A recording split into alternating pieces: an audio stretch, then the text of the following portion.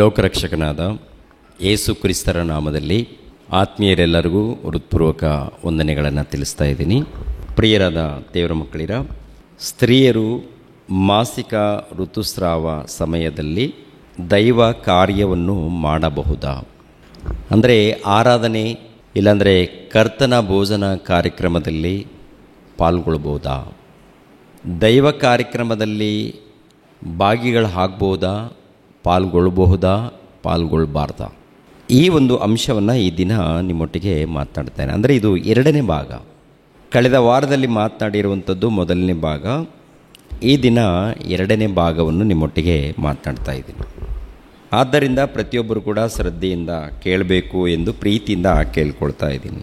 ಕಳೆದ ವಾರದಲ್ಲಿ ನೋಡಿದ್ದೇವೆ, ಮಾಸಿಕ ಋತುಸ್ರಾವ ಸಮಯದಲ್ಲಿ ನಡೆಯುವಂಥ ಕಾರ್ಯಕ್ರಮ ಯಾವಾಗ ಪ್ರಾರಂಭವಾಗುತ್ತೆ, ಎಷ್ಟು ಕಾಲದವರೆಗೆ ಸ್ತ್ರೀಯರಿಗೆ ಮಾಸಿಕ ಋತುಸ್ರಾವ ಕಾರ್ಯಕ್ರಮ ನಡೆಯುತ್ತೆ, ಅವರು ಯಾವ ರೀತಿ ಸಂಕಟ ಪಡುತ್ತಾರೆ, ಆಮೇಲೆ ಸಮಾಜದಲ್ಲಿ ಯಾವ ರೀತಿ ಅವರು ಶೋಧನೆಗಳನ್ನು ಹಿಂಸೆಗಳನ್ನು ಅನುಭವಿಸ್ತಾ ಇದ್ದಾರೆ ಎನ್ನುವಂಥ ವಿಷಯವನ್ನು ಕಳೆದ ಭಾಗದಲ್ಲಿ ನೋಡಿದ್ದೀವಿ. ಈ ಋತುಸ್ರಾವ ನಡೆಯುವಂಥ ಈ ಧರ್ಮ ಅನ್ನೋದು ಅದು ಸಾಕ್ಷಾತ್ತು ದೇವರ ಮೂಲಕ ಉಂಟಾದದ್ದು, ಮನುಷ್ಯರ ಆಲೋಚನೆ ಮೂಲಕ ಅಲ್ಲ. ಅದರ ಹಿಂದೆ ದೇವರ ಸಂಕಲ್ಪ ಇದೆ ಎಂದು ತಿಳ್ಕೊಂಡಿದ್ದೀವಿ. ಅಂದರೆ ಈ ಭೂಮಿಯ ಮೇಲೆ ಮಾನವ ಸಂತಾನ ಅಭಿವೃದ್ಧಿ ಆಗಬೇಕಾದ್ರೆ ತಂದೆಯಾದ ದೇವರು ಸ್ತ್ರೀ ಪುರುಷರಿಗೆ ಧರ್ಮಗಳನ್ನು ಇಟ್ಟಿದ್ದಾರೆ. ದಾಂಪತ್ಯ ಜೀವನ, ಸ್ತ್ರೀಯರಿಗೆ ಪ್ರಾರಂಭದಲ್ಲಿ ಋತುಸ್ರಾವ, ಇನ್ನು ಪುರುಷರಿಗೆ ಅವರ ಮಧ್ಯದಲ್ಲಿ ನಡೆಯುವಂಥ ಈ ದಾಂಪತ್ಯ ಜೀವನದಲ್ಲಿ ಪ್ರಿಯರ ದೇವರ ಮಕ್ಕಳಿರ ಸಂಸಾರ, ಈ ಸಂಸಾರದ ಮೂಲಕ ಮಕ್ಕಳನ್ನು ಪಡೆಯುವಂಥ ಭಾಗ್ಯ. ತಪ್ಪು ದಾರಿಯಲ್ಲಿ ಹೋದರೆ ಅವರಿಗೆ ಶಿಕ್ಷೆ ಇರುತ್ತೆ. ತಪ್ಪು ದಾರಿಯಲ್ಲಿ ಹೆಜ್ಜೆ ಹಾಕಿದರೆ ಅವರಿಗೆ ಖಂಡಿತವಾಗಿ ಶಿಕ್ಷೆ ಅನ್ನೋದು ದೇವರು ಖಂಡಿತವಾಗಿ ಕೊಟ್ಟೇ ಕೊಡ್ತಾರೆ. ಅಂದರೆ ದೇವರ ಉದ್ದೇಶ ಒಂದೇ, ನನ್ನ ಮಕ್ಕಳು ನೀತಿವಂತರು ಪರಿಶುದ್ಧರಾಗಿ ಇರಬೇಕು ಎನ್ನುವಂಥದ್ದು. ಯಾವಾಗ ಅಶುದ್ಧತೆ ನಡೆಯುತ್ತೆ ಅಂತ ನೋಡುವಾಗ, ಇವರು ದಾರಿ ತಪ್ಪಿದಾಗ, ಗಂಡ ಹೆಂಡತಿ ಸಂಬಂಧ ಇದೆ ನೋಡಿ, ಅದು ದೇವರೇ ಏರ್ಪಾటు ಮಾಡಿರುವಂಥ ಸಂಬಂಧ. ಆ ಸಂಬಂಧ ಮೀರಿ ಬೇರೆ ದಾರಿಗೆ ಹಿಡ್ಕೊಂಡ್ರೆ ಅದು ಅಕ್ರಮ, ಅದು ಜಾರತ್ವ, ಇಲ್ಲಾಂದರೆ ವ್ಯಭಿಚಾರ. ಆ ರೀತಿ ಇದ್ದಾಗ ಅವರಿಗೆ ಖಂಡಿತವಾಗಿ ತೀರ್ಪಾಗುತ್ತೆ ಅಂತಲೂ ಹೇಳ್ತಾರೆ. ಆದ್ದರಿಂದ ದೇವರು ಹೇಳಿರುವಂಥ ಮಾತಿಗೆ ಒಳಪಟ್ಟು ಯಥಾರ್ಥವಾಗಿ ನಡ್ಕೊಂಡಾಗ ಆ ಒಂದು ಸಂಸಾರ ಮಾನ್ಯವಾದದ್ದಾಗುತ್ತೆ. ದೇವರಿಗೆ ಒಳಪಟ್ಟು ವಿಧೇಯರಾಗಿ ನಡ್ಕೊಂಡಾಗ ಅದು ದೇವರು ಮೆಚ್ಚುವಂಥ ಕುಟುಂಬವಾಗುತ್ತೆ. ದೇವರು ಮೆಚ್ಚುವಂಥ ಕುಟುಂಬ, ದೇವರು ಇಷ್ಟಪಡುವಂಥ ಕುಟುಂಬ ಆಗಬೇಕಾದ್ರೆ ಖಂಡಿತವಾಗಿ ದೇವರ ಮಾತಿಗೆ ಒಳಪಡಬೇಕು, ವಿಧೇಯರಾಗಬೇಕು. ಅವರ ಮಧ್ಯದಲ್ಲಿ ಈ ಧರ್ಮ ನಡೀತಾ ಇರುತ್ತೆ. ಸ್ತ್ರೀಯರಿಗೆ ಋತುಸ್ರಾವ ಧರ್ಮ ಎನ್ನುವಂಥದ್ದು, ಸಂಸಾರ ಎನ್ನುವಂಥದ್ದು ನಡೀತಾ ಇರುತ್ತೆ. ಇದರಲ್ಲಿ ದೋಷ ಇಲ್ಲ, ಇದರಲ್ಲಿ ಅಪವಿತ್ರತೆ ಎನ್ನುವಂಥದ್ದಿಲ್ಲ. ಪ್ರಿಯರಾದ ದೇವ್ರ ಮಕ್ಕಳಿರ, ಅಪವಿತ್ರತೆ ಎಲ್ಲಿ ನಡೆಯುತ್ತೆ ಅಂತ ನೋಡುವಾಗ ಮಾರ್ಕನ ಬರೆದ ಸುವಾರ್ತೆಯಲ್ಲಿ ಒಂದು ಮಾತಿರುತ್ತೆ. ಮಾರ್ಕನ ಬರೆದ ಸುವಾರ್ತೆ 7ನೇ ಅಧ್ಯಾಯ, ಮಾರ್ಕನ ಬರೆದ ಸುವಾರ್ತೆ 7ನೇ ಅಧ್ಯಾಯ 20ನೇ ವಚನದಿಂದ, ಪ್ರತಿಯೊಬ್ಬರು ಮನುಷ್ಯನೊಳಗಿಂದ ಹೊರಡುವಂಥದ್ದೇ ಮನುಷ್ಯನನ್ನು ಒಲೆ ಮಾಡುವುದು. ಒಳಗಿನಿಂದ ಅಂದರೆ ಮನುಷ್ಯರ ಮನಸ್ಸಿನೊಳಗಿಂದ ಸೂಳೆಗಾರಿಕೆ, ಕಳ್ಳತನ, ಕೊಲೆ, ಆಧಾರ, ದ್ರವ್ಯಾಶೆ, ಕೆಡುಕುತನ, ಮೋಸ, ಬಂಡುತನ, ಹೊಟೆಕಿಚ್ಚು, ಬೈಗಳು, ಸೊಕ್ಕು, ಬುದ್ಧಿಗೇಡಿತನ, ಇವೇ ಮೊದಲಾದವುಗಳ ಕೆಟ್ಟ ಆಲೋಚನೆಗಳು ಹೊರಡುತ್ತವೆ. ಈ ಕೆಟ್ಟ ವಿಷಯಗಳೆಲ್ಲ ಒಳಗಿನಿಂದ ಹೊರಟು ಮನುಷ್ಯನನ್ನು ಒಲೆ ಮಾಡುತ್ತವೆ. ಒಳಗಿನಿಂದ ಅಂದರೆ ಹೃದಯದಿಂದ, ಮನಸ್ಸಿನೊಳಗಿನಿಂದ, ಹೃದಯದೊಳಗಿನಿಂದ. ಅಂದರೆ ಒಲೆ ಮಾಡುವಂಥದ್ದು. ಒಲೆ ಮಾಡುವಂಥದ್ದು ಅಂದರೆ ಅಶುದ್ಧತೆ, ಮಾಲಿನ್ಯ ಉಂಟು ಮಾಡುವಂಥದ್ದು, ಕೊಳೆ, ಇವೆಲ್ಲ ನೋಡಿ ಅಪವಿತ್ರತೆ. ಅಂದರೆ ಪಾಪ ಎನ್ನುವಂಥದ್ದು ಇಲ್ಲ ಅಶುದ್ಧತೆ ಎನ್ನುವಂಥದ್ದು ಇವೆಲ್ಲವೂ ಎಲ್ಲಿಂದ ಉಂಟಾಗುತ್ತೆ ಅಂತ ನೋಡುವಾಗ ಹೃದಯದ ಮೂಲಕ. ಇದು ನಿಜವಾದ ಅಶುದ್ಧತೆ, ಇದು ನಿಜವಾದ ಅಪವಿತ್ರತೆ, ಇದು ನಿಜವಾದ ಪಾಪ ಇದು. ಓಕೆ, ಇವಾಗ ಸ್ತ್ರೀಯರ ಮಧ್ಯದಲ್ಲಿ ನಡೆಯುವಂಥದ್ದು ನೋಡಿ, ಇದು ಅಶುದ್ಧತೆ, ಇಲ್ಲಾಂದರೆ ಇದು ಮಲಿನವಾಗುವಂಥದ್ದು, ಇದು ಒಂದು ಕೆಟ್ಟದ್ದು, ಒಂದು ರೀತಿಯಲ್ಲಿ ನಿಂದಿಸುವಂಥದ್ದು, ಅವಮಾನಪಡಿಸುವಂಥದ್ದು ಇರುತ್ತಲ್ಲ, ಇದು ಟೋಟಲ್ ನಿಂತೋಗ್ಬೇಕಿದು. ನಿಜವಾದ ಅಶುದ್ಧತೆ, ನಿಜವಾದ ಪಾಪ, ಇಲ್ಲಾಂದರೆ ಮಲಿನ, ಕೊಳುಕು ಎಲ್ಲಿಂದ ಉಂಟಾಗತ್ತೆಪ್ಪ ಅಂತ ನೋಡುವಾಗ ಹೃದಯದೊಳಗಿಂದ ಉಂಟಾಗತ್ತೆ. ಅದೇ ಯೇಸುಪ್ರಭು ಹೇಳುವಂಥದ್ದು. ಮತ್ತು ಗರ್ಭ ಅದು ಪರಿಶುದ್ಧವಾದ ದೇವರೇ ಏರ್ಪಡಿಸಿರುವಂಥದ್ದು. ಅದು ದೇವರು ಅಂದುಕೊಂಡ ಹಾಗೆ ಗಂಡ ಹೆಂಡತಿ ಸಂಸಾರ ಮಾಡಿದಾಗ ತಪ್ಪಿಲ್ಲ. ದಾರಿ ತಪ್ಪಿದಾಗ ಅದು ಪಾಪ, ದಾರಿ ತಪ್ಪಿ ನಡ್ಕೊಂಡಾಗ ಅದು ಪಾಪ, ಅದು ಅಶುದ್ಧತೆ. ಆ ಅಶುದ್ಧತೆ ಬಗ್ಗೆ ಇಲ್ಲಿ ಹೇಳಿದ್ದಾರೆ. ಈ ರೀತಿ ಇದ್ದಾಗ ಅದು ಪಾಪ ಆಗುತ್ತೆ. ಈ ಹೃದಯದಲ್ಲಿ ಹೊರಡುವಂಥ ಪಾಪಗಳಿದೆಯಲ್ಲ, ಅಶುದ್ಧತೆ ಇದೆಯಲ್ಲ, ಇದು ಪಾಪವಾಗುತ್ತೆ. ಇವಾಗ ದೇವರ ಮಕ್ಕಳು ಎಂದು ಕರೆಯಲ್ಪಡುತ್ತಿರುವಂಥ ಭಕ್ತರು ದೇವರನ್ನು ಆರಾಧನೆ ಮಾಡಬೇಕಾ ಮಾಡಬಾರ್ದಾ? ಈ ಮಾಸಿಕ ಋತುಸ್ರಾವ ಸಮಯದಲ್ಲಿ ದೇವರನ್ನು ಕೊಂಡಾಡಬೇಕಾ? ಯಾಕೆಂದರೆ ಮೈಲಾಗಿದೆ, ಮುಟ್ಟಾಗಿದೆ, ಬೈಬಲ್ ಮುಟ್ಟಬೇಕಾ ಮುಟ್ಟಬಾರ್ದಾ? ಬೈಬಲ್ ಗ್ರಂಥ ಓದಬೇಕಾ ಓದಬಾರ್ದಾ? ಪ್ರಾರ್ಥನೆಯಲ್ಲಿ ನಾನು ಭಾಗಿಗಳಾಗಬೇಕಾ ಆಗಬಾರ್ದಾ? ದೇವರನ್ನು ನಾನು ಘನಪಡಿಸ್ಬೇಕಾ ಘನಪಡಿಸಬಾರ್ದಾ? ಕರ್ತನ ಮೇಜಿನಲ್ಲಿ ನಾನು ಪಾಲ್ಗೊಳ್ಬೋದಾ ಪಾಲ್ಗೊಳ್ಬಾರ್ದಾ ಎಂಬ ಪ್ರಶ್ನೆಗಳು ನಮ್ಮ ಕ್ರೈಸ್ತ ಸಮಾಜದಲ್ಲಿ ಇದೆ ರೀ. ಇದರಲ್ಲಿ ನಾನು ಪಾಲ್ಗೊಳ್ಬೇಕಾ ಪಾಲ್ಗೊಳ್ಬಾರ್ದಾ?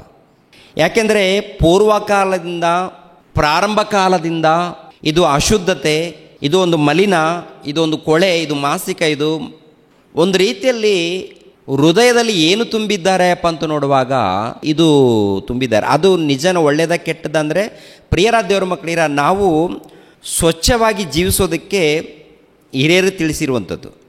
ಸ್ವಚ್ಛತೆಯನ್ನು ಕಾಪಾಡಿಕೊಳ್ಳೋದಕ್ಕೆ ನೇಮಿಸಿರುವಂಥದ್ದೇ ವಿನಃ ಅದು ಪಾಪ ಅಲ್ಲ. ಸ್ವಚ್ಛತೆಯನ್ನು ಕಾಪಾಡಿಕೊಳ್ಳಬೇಕು. ಕುಟುಂಬದಲ್ಲಿ ಸ್ವಚ್ಛತೆಯನ್ನು ಕಾಪಾಡಿಕೊಳ್ಳೋದಕ್ಕೆ ಅದು ನೇಮಿಸಿರುವಂಥದ್ದೇ ವಿನಃ ಮತ್ತೇನಲ್ಲ. ಇವಾಗ ಹಳೆ ಒಡಂಬಡಿಕೆಯಲ್ಲಿ ನೋಡ್ತೀವಿ, ಅದನ್ನು ನಾನು ಆದಷ್ಟು ಮಟ್ಟಿಗೆ ಇವತ್ತು ಬಿಡಿಸ್ಕೊಂಡು ಬರೋದಕ್ಕೆ ಪ್ರಯತ್ನ ಮಾಡ್ತೀನಿ. ನೀವು ತಾಳ್ಮೆಯಿಂದ ಕೇಳಬೇಕು ಅಂತೇಳಿ ಪ್ರೀತಿಯಿಂದ ಕೇಳ್ಕೊಳ್ತಾ ಇದ್ದೀನಿ.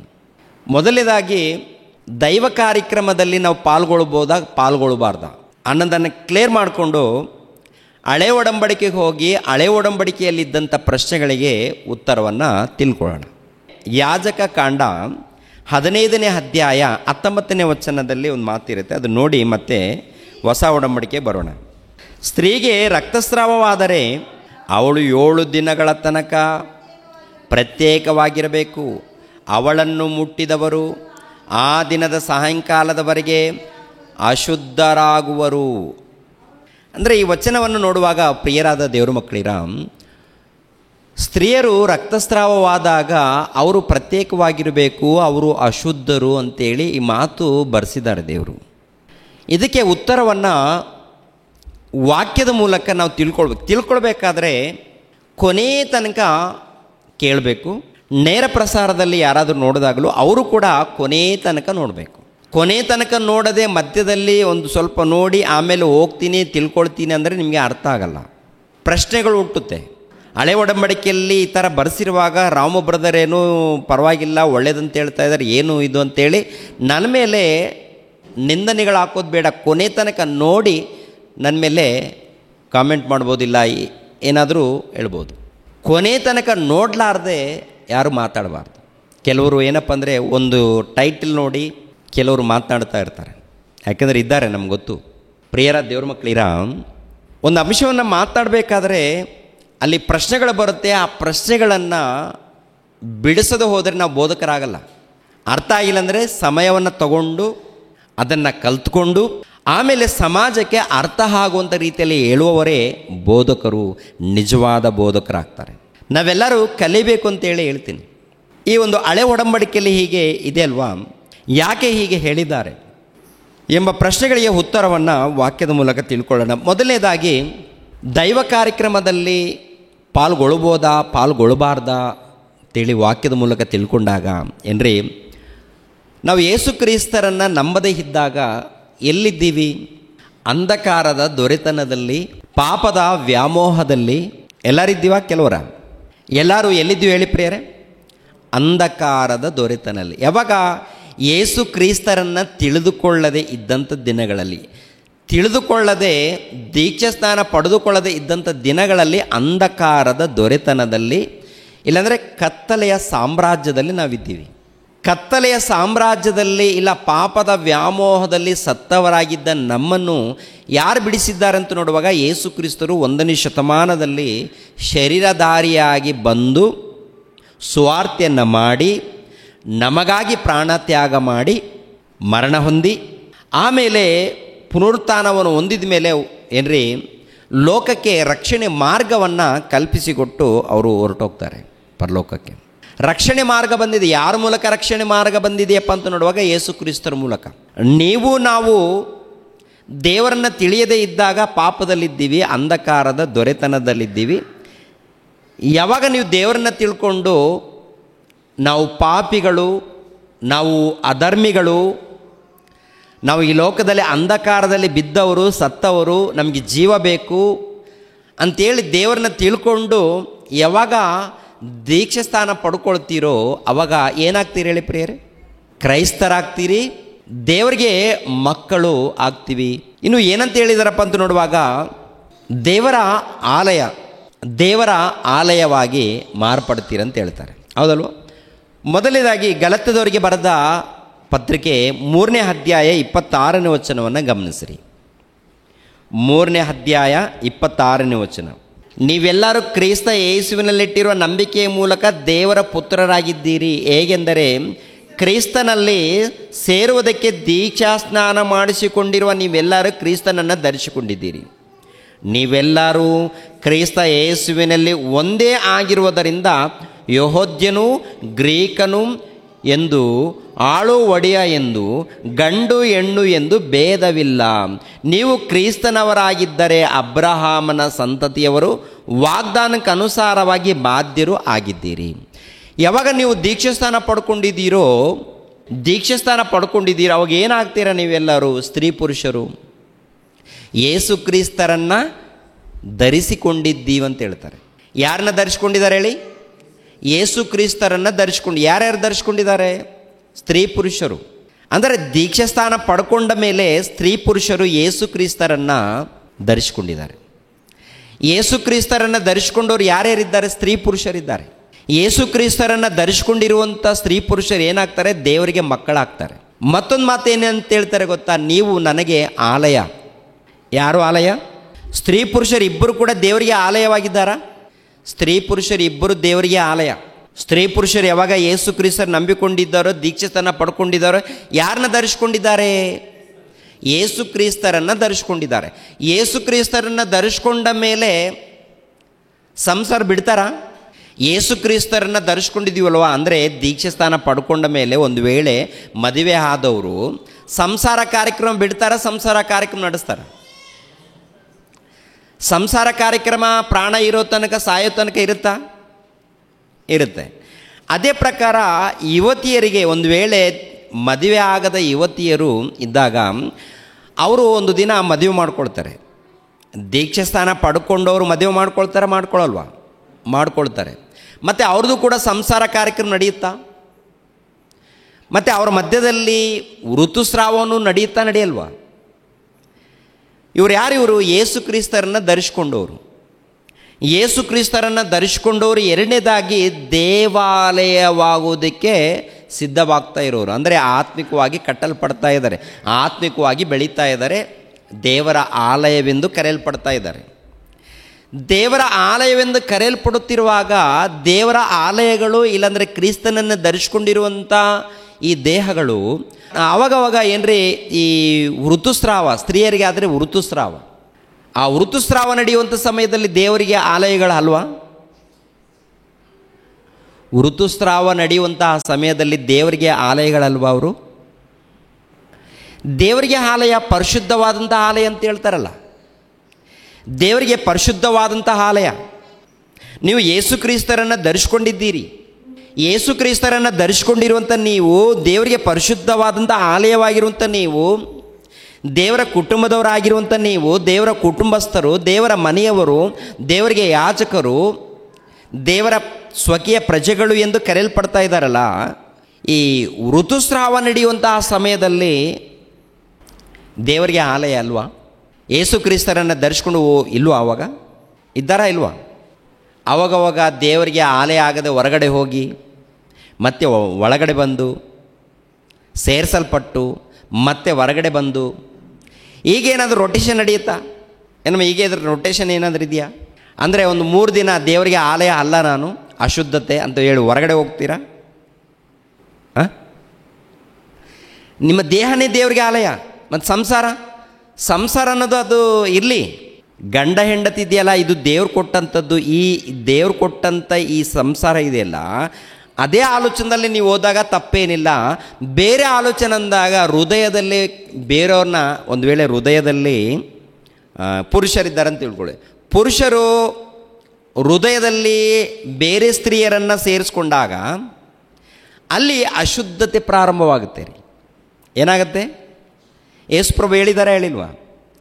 ಯಾವಾಗ ನೀನು ಒಬ್ಬ ಪರಸ್ತ್ರೀಯನ್ನು ನಿನ್ನ ಹೃದಯದಲ್ಲಿ ಸೇರಿಸ್ಕೊಂಡು ವ್ಯಾಮೋಹದಿಂದ ನೋಡಿದಾಗ ಏನಾಗುತ್ತೆ ಅಂತ ಹೇಳಿದ್ದಾರೆ? ವ್ಯಭಿಚಾರ ಆಗುತ್ತೆ ಅಂತ ಹೇಳ್ತಾರೆ. ಅಂಥದ್ದೇನಾದರೂ ನಾವು ಮಾಡಿದಾಗ ಅಲ್ಲಿ ಅಶುದ್ಧತೆ ಅಲ್ಲಿ ಪ್ರಾರಂಭವಾಗುತ್ತೆ ರೀ. ಇಂಥ ಅಶುದ್ಧತೆ ಅನ್ನೋದು ಪ್ರಪಂಚ ದೇಶದಲ್ಲಿ ನಡೀತಾ ಇದೆಯಾ ನಡೀತಾ ಇಲ್ಲ ಅಂದರೆ ಬಹಳ ನಡೀತಾ ಇರುತ್ತೆ. ಅದು ಅಶುದ್ಧತೆ. ಗಂಡ ಹೆಂಡತಿ ದಾಂಪತ್ಯ ಜೀವನ ಅಶುದ್ಧತೆ ಅಲ್ಲ. ಗಂಡನು ಹೆಂಡತಿ ಅಲ್ಲಿ ಏನ್ರಿ ಅವರಿಬ್ಬರ ಮಧ್ಯದಲ್ಲಿ ಒಳ್ಳೆ ರೀತಿಯಿಂದ ಇದ್ದಾಗ ತಪ್ಪೇನಿಲ್ಲ ರೀ. ದಾರಿ ತಪ್ಪಿದಾಗ ಮಾತ್ರ ಅಶುದ್ಧತೆ ನಡೆಯುತ್ತೆ. ಇದು ಪ್ರತಿ ಕ್ರೈಸ್ತರು ತಿಳ್ಕೊಳ್ಬೇಕಾಗತ್ತೆ. ಏನಪ್ಪ ಇವರು ರಾಮು ಬ್ರದರೇ ಹಿಂಗೆ ಮಾತಾಡ್ತಾರೆ, ಇದು ಅರ್ಥ ಆಗಬೇಕಿದು. ಪ್ರತಿಯೊಬ್ಬರು ಕೂಡ ಅರ್ಥ ಮಾಡಿಕೊಳ್ಬೇಕು ಅಂತ ಹೇಳ್ತಾ ಇದ್ದೀನಿ. ಯಾವುದು ಅಶುದ್ಧತೆ ಅಲ್ವೋ, ಯಾವುದು ಪಾಪ ಅಲ್ವೋ ಅದು ನಮಗೆ ಅರ್ಥ ಆಗಬೇಕು. ಯಾಕಂದರೆ ಸೈತಾನನು ಮನೋನೇತ್ರಗಳನ್ನು ಮುಚ್ಚಿಸಿ ದಾರಿ ತಪ್ಪಿಸಿ ಗೊಂದಲ ಉಂಟಾಗ್ತಾ ಇದೆ ರೀ. ಏನಾಗ್ತಾ ಇದೆ? ಗೊಂದಲ ಉಂಟಾಗ್ತಾ ಇದೆ. ನಿಮ್ಮ ದೇಹ ಯಾರಿಗೆ ಆಲಯ? ನಿಮ್ಮ ದೇಹ ದೇವರಿಗೆ ಆಲಯ. ನಿಮ್ಮ ಹೃದಯ ದೇವರಿಗೆ ಗರ್ಭಗುಡಿ. ನೀವು ಕ್ರೈಸ್ತನನ್ನು ಧರಿಸ್ಕೊಂಡಿದ್ದೀರಿ. ಕ್ರೈಸ್ತನನ್ನು ಧರಿಸಿಕೊಂಡಾಗ ಪ್ರಿಯರಾದ ದೇವರ ಮಕ್ಕಳಿರ ಏನ್ರಿ, ಊಟ ಮಾಡ್ತೀವ, ಸಂಸಾರ ಮಾಡ್ತೀವ, ಪ್ರಾರ್ಥನೆ ಮಾಡ್ತೀವ, ಆರಾಧನೆ ಮಾಡ್ತೀವ, ವಾಕ್ಯವನ್ನು ಓದ್ತೀವ, ಎಲ್ಲ ನಡೆಯುತ್ತೆ ರೀ. ನೀವು ದೇವರಿಗೆ ಆಲಯ. ಯಾವಾಗ ನೀವು ಅಶುದ್ಧರಾಗ್ತೀರಂದರೆ ಹೃದಯದಲ್ಲಿ ಪಾಪ ಮಾಡಿದಾಗ, ಇಲ್ಲ 2 ರೀತಿಯಲ್ಲಿ, ಹೃದಯದಲ್ಲಿ ಇಲ್ಲ ಹೊರಗಡೆ ರಹಸ್ಯವಾಗಿ, ಅದು ಪಾಪ, ಅದು ಅಶುದ್ಧತೆ. ಇನ್ನು ದೇವರ ಕಾರ್ಯಕ್ರಮವನ್ನು ಮೀರಿ, ದೇವರ ಧರ್ಮವನ್ನು ಮೀರಿ ಲೋಕದಲ್ಲಿ ಅನೇಕ ತಪ್ಪುಗಳು ಮಾಡಿದಾಗ ಅದು ಅಶುದ್ಧತೆ. ಅದೇ ಮಾರ್ಕನ ಬರೆದ ಸುವಾರ್ತೆಯಲ್ಲಿ ನಾವು ನೋಡಿದ್ದೀವಿ. ಅಶುದ್ಧತೆ ಅಂದರೆ ಏನು? ಸೂಳೆಗಾರಿಕೆ, ವ್ಯಭಿಚಾರ, ಕಳ್ಳತನ, ಎಲ್ಲ ಸುಳ್ಳು, ಸೊಕ್ಕು, ಚಾಡಿ ಹೇಳುವಂಥದ್ದು, ಆಮೇಲೆ ಎಷ್ಟೆಷ್ಟಿದೆಯೋ ಈ ಲೋಕದಲ್ಲಿ ಇವೆಲ್ಲ ಕೂಡ ಏನ್ರಿ ಹೃದಯದಲ್ಲಿ ಹೊರಗಡೆ ನಡೆಯುವಂಥದ್ದು ಅಶುದ್ಧತೆ. ಅಂದರೆ ಈ ದೇಹದಲ್ಲಿ ಮುಟ್ಟು ಕಾರ್ಯಕ್ರಮ ಆಗಿರ್ಬೋದು, ಇಲ್ಲಾಂದರೆ ಯಾವುದೋ ರಕ್ತಸ್ರಾವ ಆಗಿರ್ಬೋದು, ಇಲ್ಲಾಂದರೆ ಯಾವುದೋ ಒಂದು ರೋಗ ಆಗಿರ್ಬೋದು, ಇಲ್ಲಾಂದರೆ ಯಾವುದೋ ಒಂದು ಕುಷ್ಠರೋಗ ಆಗಿರ್ಬೋದು, ಯಾವುದೋ ಒಂದು ಇರುತ್ತಲ್ವ, ಇದು ಯಾವುದು ಕೂಡ ಅಶುದ್ಧತೆ ಅಲ್ಲ. ಅದೊಂದು ಶರೀರಕ್ಕೆ ಒಂದು ಒಂದು ಒಂದು ಕಾಯಿಲೆ ಆಗಿರ್ಬೋದು, ಇಲ್ಲಾಂದರೆ ಏನೋ ಆಗಿರ್ಬೋದು, ಅದಕ್ಕೆ ಔಷಧಿ ತೊಗೊಂಡ್ರೆ ಸರಿಯಾಗುತ್ತೆ. ಆದರೆ ಹೊಸ ಒಡಂಬಡಿಕೆ ಬಂದ ಮೇಲೆ ಪ್ರಿಯರಾದ ದೇವರ ಮಕ್ಕಳಿರ ಈ ಆತ್ಮಿಕವಾದಂಥ ಜ್ಞಾನ ಏನ್ರಿ, ದೇವರ ಜ್ಞಾನ ಇದೆ ಅಲ್ವಾ, ಇದು ಅದ್ಭುತವಾದಂಥದ್ದು. ದೇವರಿಗೆ ಹೃದಯ ಬೇಕು. ಆ ಹೃದಯದಲ್ಲಿ ಪರಿಶುದ್ಧತೆ ಅನ್ನೋದು ಇರಬೇಕು. ಈ ದೇಹದ ಮೂಲಕ ಸ್ತ್ರೀಯರಿಗೆ ನಡೆಯುವಂಥ ಕಾರ್ಯಕ್ರಮ, ಪುರುಷರಿಗೆ ನಡೆಯುವಂಥ ಕೆಲವು ಕಾರ್ಯಕ್ರಮಗಳು ಅದು ನ್ಯಾಯವಾಗಿದ್ದಾಗ, ಯಥಾರ್ಥವಾಗಿದ್ದಾಗ ಏನು ತಪ್ಪೇನಿಲ್ಲ. ಓಕೆ, ಪ್ರಿಯರ ದೇವ್ರ ಮಕ್ಕಳಿಗೆ ಆಲೋಚನೆ ಮಾಡಿ ಇಲ್ಲಿ ಏನು ಹೇಳೋದಕ್ಕೆ ಬರ್ತಾ ಇದ್ದೀನಿ ಅಂದರೆ, ಸ್ತ್ರೀಯರಿಗೆ ಋತುಸ್ರಾವ ನಡೆಯುವಂಥ ಆ ಸಮಯದಲ್ಲಿ ಇದು ಅಶುದ್ಧತೆ ಅಂತೇಳಿ ಎಲ್ಲ ಸಮಾಜದಲ್ಲಿ ಮುದ್ರೆ ಹಾಕಿದ್ದಾರೆ ಪ್ರಿಯರೇ. ಅದು ಅಶುದ್ಧತೆ ಅನ್ನುವಂಥದ್ದಲ್ಲ. ಅಶುದ್ಧತೆ ಅಂತ ಒಂದು ವೇಳೆ ಅಂದುಕೊಂಡ್ರೆ ಆ ಗರ್ಭದ ಮೂಲಕ ನೀನು ಹುಟ್ಟಬೇಕಲ್ಲಪ್ಪ. ಎಲ್ಲಿಂದ ಹುಟ್ಟಬೇಕು ಹೇಳಿ? ನೀನು ಆ ಗರ್ಭದ ಮೂಲಕ ನೀನು ಬರಬೇಕಲ್ಲ. ಆ ಗರ್ಭದ ಮೂಲಕ ತಾನೇ ನೀನು ಹುಟ್ಟೋದು. ಮನುಷ್ಯರನ್ನು ಹುಟ್ಟಿಸುವಾಗ ದೇವರು ಯಥಾರ್ಥವಂತರನಾಗಿ, ಸತ್ಯವಂತರನಾಗಿ ಹುಟ್ಟಿಸಿದಾನಂತ ಹೇಳ್ತಾರಲ್ಲ ದೇವರು. ಪ್ರಸಂಗಿ ಗ್ರಂಥದಲ್ಲಿ ನೋಡಿದ್ದೇವೆ ಕಳೆದ ವಾರದಲ್ಲಿ. ಮತ್ತು ಒಂದು ಸಾರಿ ನೋಡೋಣ, ಯಾಕಂದರೆ ಇದು ದೊಡ್ಡ ಅಂಶ, ಇದು ತಿಳ್ಕೊಳ್ಳೋಣ. ಪ್ರಸಂಗಿ ಗ್ರಂಥ 7ನೇ ಅಧ್ಯಾಯ 29ನೇ ವಚನ. ದೇವರು ಮನುಷ್ಯರನ್ನು ಸತ್ಯವಂತರನ್ನಾಗಿ ಸೃಷ್ಟಿಸಿದನು, ಅವರಾದರೂ ಬಹು ಯುಕ್ತಿಗಳನ್ನು ಕಲ್ಪಿಸಿಕೊಂಡಿದ್ದಾರೆ. ಅಂದರೆ ತಾಯಿಯ ಗರ್ಭದಲ್ಲಿ ಉಂಟು ಮಾಡುವಾಗ ಸತ್ಯವಂತರನ್ನಾಗಿ ಉಂಟು ಮಾಡಿದ್ದಾರಂತೆ. ಒಂದು ವೇಳೆ ತಾಯಿ ಗರ್ಭ ಅಶುದ್ಧವಾಗಿದ್ದರೆ ಅಲ್ಲಿ ಹೇಗೆ ಉಂಟಾಗುತ್ತೆ? ಅದು ಅಶುದ್ಧತೆ ಅಲ್ಲ, ತಾಯಿ ಗರ್ಭ ಅಶುದ್ಧತೆ ಅಲ್ಲ. ಓಕೆ, ರಕ್ತಸ್ರಾವ ಎನ್ನುವಂಥದ್ದು ಅಶುದ್ಧತೆ ಅಲ್ಲ. ಆದರೆ ಪ್ರಿಯರಾದ ದೇವ್ರ ಮಕ್ಕಳಿರ, ಈ ರಕ್ತಸ್ರಾವ ನಡೆಯುವಾಗ ಸ್ವಚ್ಛತೆಯನ್ನು ಕಾಪಾಡಿಕೊಳ್ಬೇಕಾಗತ್ತೆ. ಅವರು ಸ್ವಚ್ಛತೆಯನ್ನು ಕಾಪಾಡಿಕೊಳ್ಳುವಂಥದ್ದು. ಆಲ್ರೆಡಿ ಅರ್ಥ ಆಗುತ್ತೆ ಈ ಭಾಷೆ, ಮುಖ್ಯವಾದದ್ದಷ್ಟೇ. ಆದರೆ ಅದು ಅಶುದ್ಧತೆ ಅನ್ನುವಂಥದ್ದು ಅಲ್ಲ ಪ್ರಿಯರೇ. ಇವಾಗ ವಾಕ್ಯದ ಪ್ರಕಾರ ನೋಡುವಾಗ ನಾವು ಯೇಸು ಕ್ರಿಸ್ತರಿಗೆ ಆಲಯವಾಗಿದ್ದೀವಿ, ಯೇಸು ಕ್ರಿಸ್ತರ ದೇಹದಲ್ಲಿ ನಾವು ಸೇರಿಸಲ್ಪಟ್ಟಿದ್ದೀವಿ, ಯೇಸು ಕ್ರಿಸ್ತರನ್ನು ನಾವು ಧರಿಸಿಕೊಂಡಿದ್ದೀವಿ ಅಂದಮೇಲೆ ಈ ದೇಹ ದೇವ್ರದು, ಆತ್ಮ ದೇವ್ರದು, ಹೃದಯ ದೇವ್ರದ್ದು ಅಂತೇಳಿ ಯಾವತ್ತು ನಾವು ಪ್ರಮಾಣ ಮಾಡಿದ್ದೀವಿ? ದೀಕ್ಷೆ ಸ್ಥಾನ ಯಾವಾಗ ತೊಗೊಂಡಿದ್ದೀವೋ ಅವತ್ತು ನಾವು ಪ್ರಮಾಣ ಮಾಡಿದ್ದೀವ? ದೀಕ್ಷಾ ಸ್ಥಾನ ತಗೊಳ್ಳುವಾಗ ನಾವು ಪ್ರಮಾಣ ಮಾಡಿದ್ದೀವೋ ಮಾಡಿಲ್ವೋ? ಮಾತು ಕೊಟ್ಟಿದ್ದೀವೋ ದೇವರೇ ಇದು ನಿಮಗೋಸ್ಕರ ಈ ದೇಹ ದೇವರೇ ಈ ಹೃದಯ ನಿಮಗೋಸ್ಕರ, ಈ ಆತ್ಮ ನಿಮಗೋಸ್ಕರ ಹೇಳ್ತೀವ? ಹಾಡನ್ನು ಕೂಡ ಆಡ್ತೀವಿ ನಾವೆಲ್ಲರೂ ಕೂಡ.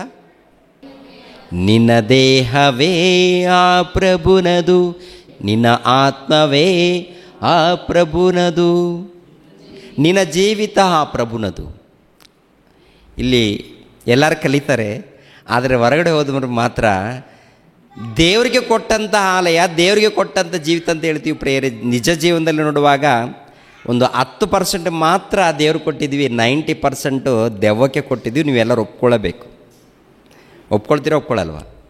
ಕೆಲವರು ಸಂಪೂರ್ಣವಾಗಿ ಕೊಟ್ಟಿರ್ತಾರೆ, ಇಲ್ಲಂತಲ್ಲ. ಹೆಚ್ಚಾಗಿ ಯಾರು ಕೊಟ್ಟಿದ್ದೀವಿ ಹೇಳಿ ಪ್ರಿಯ? ನಿಮ್ಮ ಮನಸ್ಸಾಕ್ಷಿ ಹೇಳಿ ಪ್ರಿಯರೇ. ಮನಸ್ಸಾಕ್ಷಿಯಿಂದ ನಿಮ್ಮ ಮನಸ್ಸಾಕ್ಷಿ ಹೇಳಲ್ವ? 100% ಕೊಟ್ಟಿದ್ದೀವಿ ಅಂದರೆ 100% ಯಾರು ಕೊಟ್ಟಿದ್ದಾರೆ ಗೊತ್ತಾ? ಅಪೋಸ್ತಲರು 100% ಕೊಟ್ಟಿದ್ದಾರೆ. ಪ್ರಾಣ, ಆತ್ಮ, ಶರೀರ, ಮನಸ್ಸು ಎಲ್ಲ ಟೋಟಲ್ ಯಾರು ಕೊಟ್ಟಿದ್ದಾರೆ?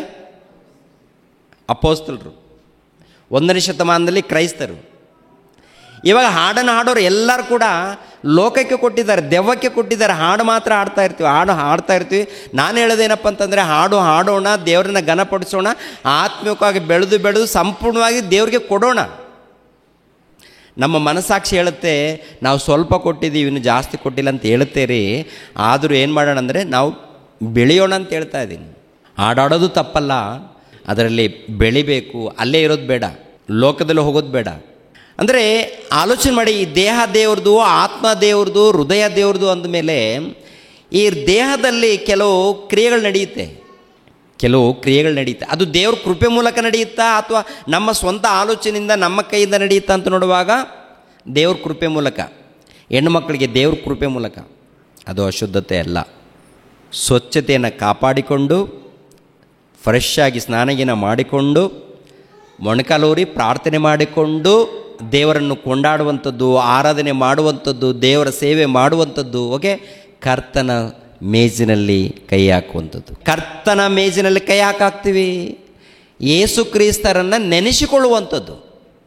3 ದಿನ ನೀವು ನೆನೆಸಿಕೊಳ್ಬಾರ್ದು, ನೀವು ಹೊರಗಡೆ ಇರಬೇಕು. ಸರಿನಾ? ಅದು ಅಮ್ಮ ಸರಿನಾ? ಪ್ರಭು ಅಯ್ಯ ಏನಯ್ಯ ನಿಮಗೋಸ್ಕರ ಕೊಟ್ಟಿದ್ದೀನಲ್ಲಯ್ಯ, ದೀಕ್ಷೆ ಸ್ಥಾನ ಪಡ್ಕೊಂಡಿದ್ದೀನಿ, ಅವತ್ತಿನಿಂದ ಈ ದೇಹ ನಿಮ್ದಲ್ಲಯ್ಯ, ಮತ್ತು ಈ ಧರ್ಮ ಕಾರ್ಯ ನಡೆದಿದೆ, ಮತ್ತು ನಾನೇನು ಮಾಡಲಿ, ಅದು ನೀವು ಮಾಡಿದ್ದಲ್ಲಯ್ಯ, ಹೇಗಿದ್ದರೂ ಕೂಡ ನೀವು ಹೊರಗಡೆ ಇರಬೇಕಮ್ಮ ಅಂತೇಳಿ ಯೇಸು ಪ್ರಭು ಅಂತಾರ. ಕುಷ್ಠರೋಗಿಗಳನ್ನು ಹಪ್ಪಿಕೊಂಡಿರುವಂಥ ಪ್ರಭು ನಿನ್ನನ್ನು ಹೊರಗಡೆ ತಳ್ತಾನ ಅಮ್ಮ? ಕುಷ್ಠರೋಗಿಗಳನ್ನಮ್ಮ, ಅಂದರೆ ಅಂಗಾಲು ಮೊದಲುಗೊಂಡು ತಲೆಯಲ್ಲಿರುವಂಥ ಕೂದಲವರೆಗೆ ರಕ್ತದಿಂದ ನರಳುತ್ತಿರುವಂಥ ಅವರನ್ನು ಅಪ್ಪಿಕೊಂಡು ಅವರಿಗೆ ಸ್ವಸ್ಥತೆ ಮಾಡಿರುವಂಥ ಆ ಪ್ರಭು ನಿನ್ನನ್ನು ಬೇಡ ಅಂತಾನಮ್ಮ ತಾಯಿ ಅಮ್ಮ ಅಂತಾನ? ಶ್ರೇಷ್ಠ ಪ್ರಭು ನಮ್ಮ ಪ್ರಭು ಅಪ್ಪಿಕೊಳ್ತಾನೆ, ನಿನ್ನ ಮಗಳು, ನಿನ್ನ ಮಗನು ನೀನು ಅಂತ. ಆದರೆ ಹೃದಯದಲ್ಲಿ ಒಂದು ವೇಳೆ ತಪ್ಪು ಮಾಡಿದರೆ ಅದು ಬೇಡಮ್ಮ, ಬಿಟ್ಬಿಡು ಅಂತಾರೆ. ಭೌತಿಕವಾಗಿ, ಶಾರೀರಿಕವಾಗಿ, ಇಲ್ಲ ಏನು ಹೃದಯದಲ್ಲಿ ಒಂದು ವೇಳೆ ತಪ್ಪು ಮಾಡಿದ್ರೆ ಅಂಥದ್ದು ಮಾಡೋಕ್ಕೆ ಹೋಗಬೇಡಿ, ಅದು ಪಾಪ, ಅದು ಅಶುದ್ಧತೆ ಅಂತ ಹೇಳ್ತಾರೆ. ಅಂದರೆ ಸಂಪೂರ್ಣವಾದಂಥ ಜ್ಞಾನದಲ್ಲಿ ಬಂದಾಗ ನಿಜವಾದ ಅಶುದ್ಧತೆ ಹೃದಯದಲ್ಲಿ ನಡೆಯುವಂಥದ್ದು, ಆನಂತರ ಶಾರೀರಿಕವಾಗಿ ನಡೆಯುವಂಥದ್ದು ಅಶುದ್ಧತೆ. ಇದು ಸಮಾಜಕ್ಕೆ ಗೊತ್ತಿದೆಯಾ ಅಂತ ನೋಡುವಾಗ ಸಮಾಜಕ್ಕೆ ಅರ್ಥ ಆಗಿಲ್ಲ ಇದುವರೆಗೂ ಕೂಡ. ಹೋಗಲಿ ನಮ್ಮ ಕ್ರೈಸ್ತರಿಗೆ ಏನಾದರೂ ಅರ್ಥ ಆಗಿದೆಯಪ್ಪ ಅಂತ ನೋಡುವಾಗ ಅರ್ಥ ಮಾಡಿಕೊಳ್ತಾ ಇಲ್ಲ. ಅರ್ಥ ಮಾಡಿಕೊಂಡವರು ಭಾಗ್ಯವಂತರು. ಒಟ್ಟಿನಲ್ಲಿ ಏನಪ್ಪ ಅಂದರೆ ನಿಮ್ಮ ದೇಹ ದೇವ್ರದ್ದು, ನಿಮ್ಮ ಆತ್ಮ ದೇವ್ರದ್ದು, ನಿಮ್ಮ ಹೃದಯ ದೇವ್ರದ್ದು. ಕುಂತಾಗಲೂ ನಿಂತಾಗಲೂ ದೇವರನ್ನ ಧ್ಯಾನ ಮಾಡಿಕೊಂಡು ಹೋಗಿ, ದೇವರ ಸೇವೆಯಲ್ಲಿ ಹೀರಿ, ದೇವರ ಸೇವೆ ಮಾಡಿ, ದೇವರ ಕೆಲಸ ಮಾಡಿ. ಕರ್ತನ ಮೇಜಿನಲ್ಲಿ ಕೈ ಹಾಕುವಾಗ ಯೇಸು ಪ್ರಭುವನ್ನು ನೆನೆಸ್ಕೊಳ್ಬೇಕು. ದೇವರೇ, ನನಗೋಸ್ಕರ ನೀವು ಪ್ರಾಣ ತ್ಯಾಗ ಮಾಡಿದ್ದೀರಾ. ಪ್ರಭುವೇ, ನನಗೋಸ್ಕರ ಪ್ರಾಣ ತ್ಯಾಗ ಮಾಡಿದ್ದೆ. ನಾನು ಏನು ಅಲ್ಲದವನು, ನಾನು ಏನು ಇಲ್ಲದವನು, ಅಯೋಗ್ಯನು ನಾನು, ಪಾಪಾತ್ಮನು ನಾನು. ಪಾಪಾತ್ಮನಾಗಿರುವಂಥ ನನಗೋಸ್ಕರ ಪ್ರಾಣ ತ್ಯಾಗ ಮಾಡಿದ್ದೀರಲ್ವಾ ಅಂಥೇಳಿ ನೆನೆಸಿಕೊಂಡು, ಅವ್ರು ಮಾಡಿರುವಂಥದ್ದು ಎಲ್ಲ ಕ್ರಿಯೆಗಳನ್ನು ನೆನೆಸಿಕೊಂಡು ಏನ್ರಿ ಅದರಲ್ಲಿ ಕೈ ಹಾಕಬೇಕು. ಕೈ ಹಾಕಿದ ಮೇಲೆ, ಸೇವಿಸಿದ ಮೇಲೆ, ಭಾಗ್ಯಗಳಾದ ಮೇಲೆ, ಪಾಲ್ಗೊಂಡ ಮೇಲೆ ಸೇವೆ ಕಾರ್ಯಕ್ರಮಗಳಿರಬೇಕು. ದೇವರ ಸೇವೆ ಕಾರ್ಯಕ್ರಮಗಳಲ್ಲಿ ಯಾವ ಕಾರ್ಯಕ್ರಮದಲ್ಲಿ ಈ ಸಮಾಜದಲ್ಲಿ ಇದ್ದಾರೆ ಅಂತ ನೋಡುವಾಗ, ಬರೀ ಚಾಡಿಗಳನ್ನು ಹೇಳುವಂಥ ಕಾರ್ಯಕ್ರಮದಲ್ಲಿ, ಬರೀ ಲೋಕದಲ್ಲೇ ಹೊಟ್ಟೆಕಿಚ್ಚು ಪಡುವಂಥ ಕಾರ್ಯಕ್ರಮದಲ್ಲಿ ಇದ್ದರೆ ನಾವು ಕ್ರೈಸ್ತರಾಗಲ್ಲ. ನಾವು ನಿಜವಾದ ಕ್ರೈಸ್ತರಾಗಬೇಕಾದ್ರೆ, ಪ್ರಿಯರ ದೇವ್ರ ಮಕ್ಕಳಿರ, ಯೇಸು ಪ್ರಭು ಏನು ಹೇಳಿದ್ದಾರೋ ಆ ಮಾತುಗಳಿಗೆ ಒಳಪಟ್ಟು ಈ ಲೋಕದಲ್ಲಿ ಜೀವಿಸಬೇಕು. ಉನ್ನತರಾಗಿ ಜೀವಿಸಬೇಕು, ಶ್ರೇಷ್ಠರಾಗಿ ಜೀವಿಸಬೇಕು. ವಾಕ್ಯದ ಪ್ರಕಾರ ಅರ್ಥ ಆಯ್ತಲ್ವ? ಅಂದರೆ ಕರ್ತನ ಮೇಜಿನಲ್ಲಿ ಆರಾಧನೆಯಲ್ಲಿ ಇರ್ಬೋದಾ? ಏನಾದರೂ ಪ್ರಶ್ನೆ ಇದೆಯಾ? ಈ ಹಳೆ ಒಡಂಬಡಿಕೆಯಲ್ಲಿ ಪ್ರಶ್ನೆ ಇರುತ್ತೆ, ಅದನ್ನು ನಾನು ಬಿಡಿಸ್ತೀನಿ. ಇವಾಗ ವಾಕ್ಯದ ಪ್ರಕಾರ ಹಳೆ ಒಡಂಬಡಿಕೆಯಲ್ಲಿ ನೋಡುವಾಗ, ವಾಕ್ಯದ ಪ್ರಕಾರ ಪ್ರಿಯರ ದೇವರ ಮಕ್ಕಳಿರ, ನೀವು ಯಾವಾಗ ದೇವರಿಗೆ ಹೃದಯವನ್ನು, ಶರೀರವನ್ನು, ಆತ್ಮವನ್ನು ಒಪ್ಪಿಸಿದ್ದೀರೋ ಅವತ್ತಿಂದ ಈ ದೇಹ ದೇವ್ರಿಗೋಸ್ಕರ ಮೀಸಲಾಗಿದೆ, ದೇವ್ರಿಗೋಸ್ಕರ ನೇಮಿಸಲ್ಪಟ್ಟಿದೆ. ಅಂದಿನಿಂದ ದೇವರ ಕಾರ್ಯಕ್ರಮದಲ್ಲಿ ಇರಬೇಕು.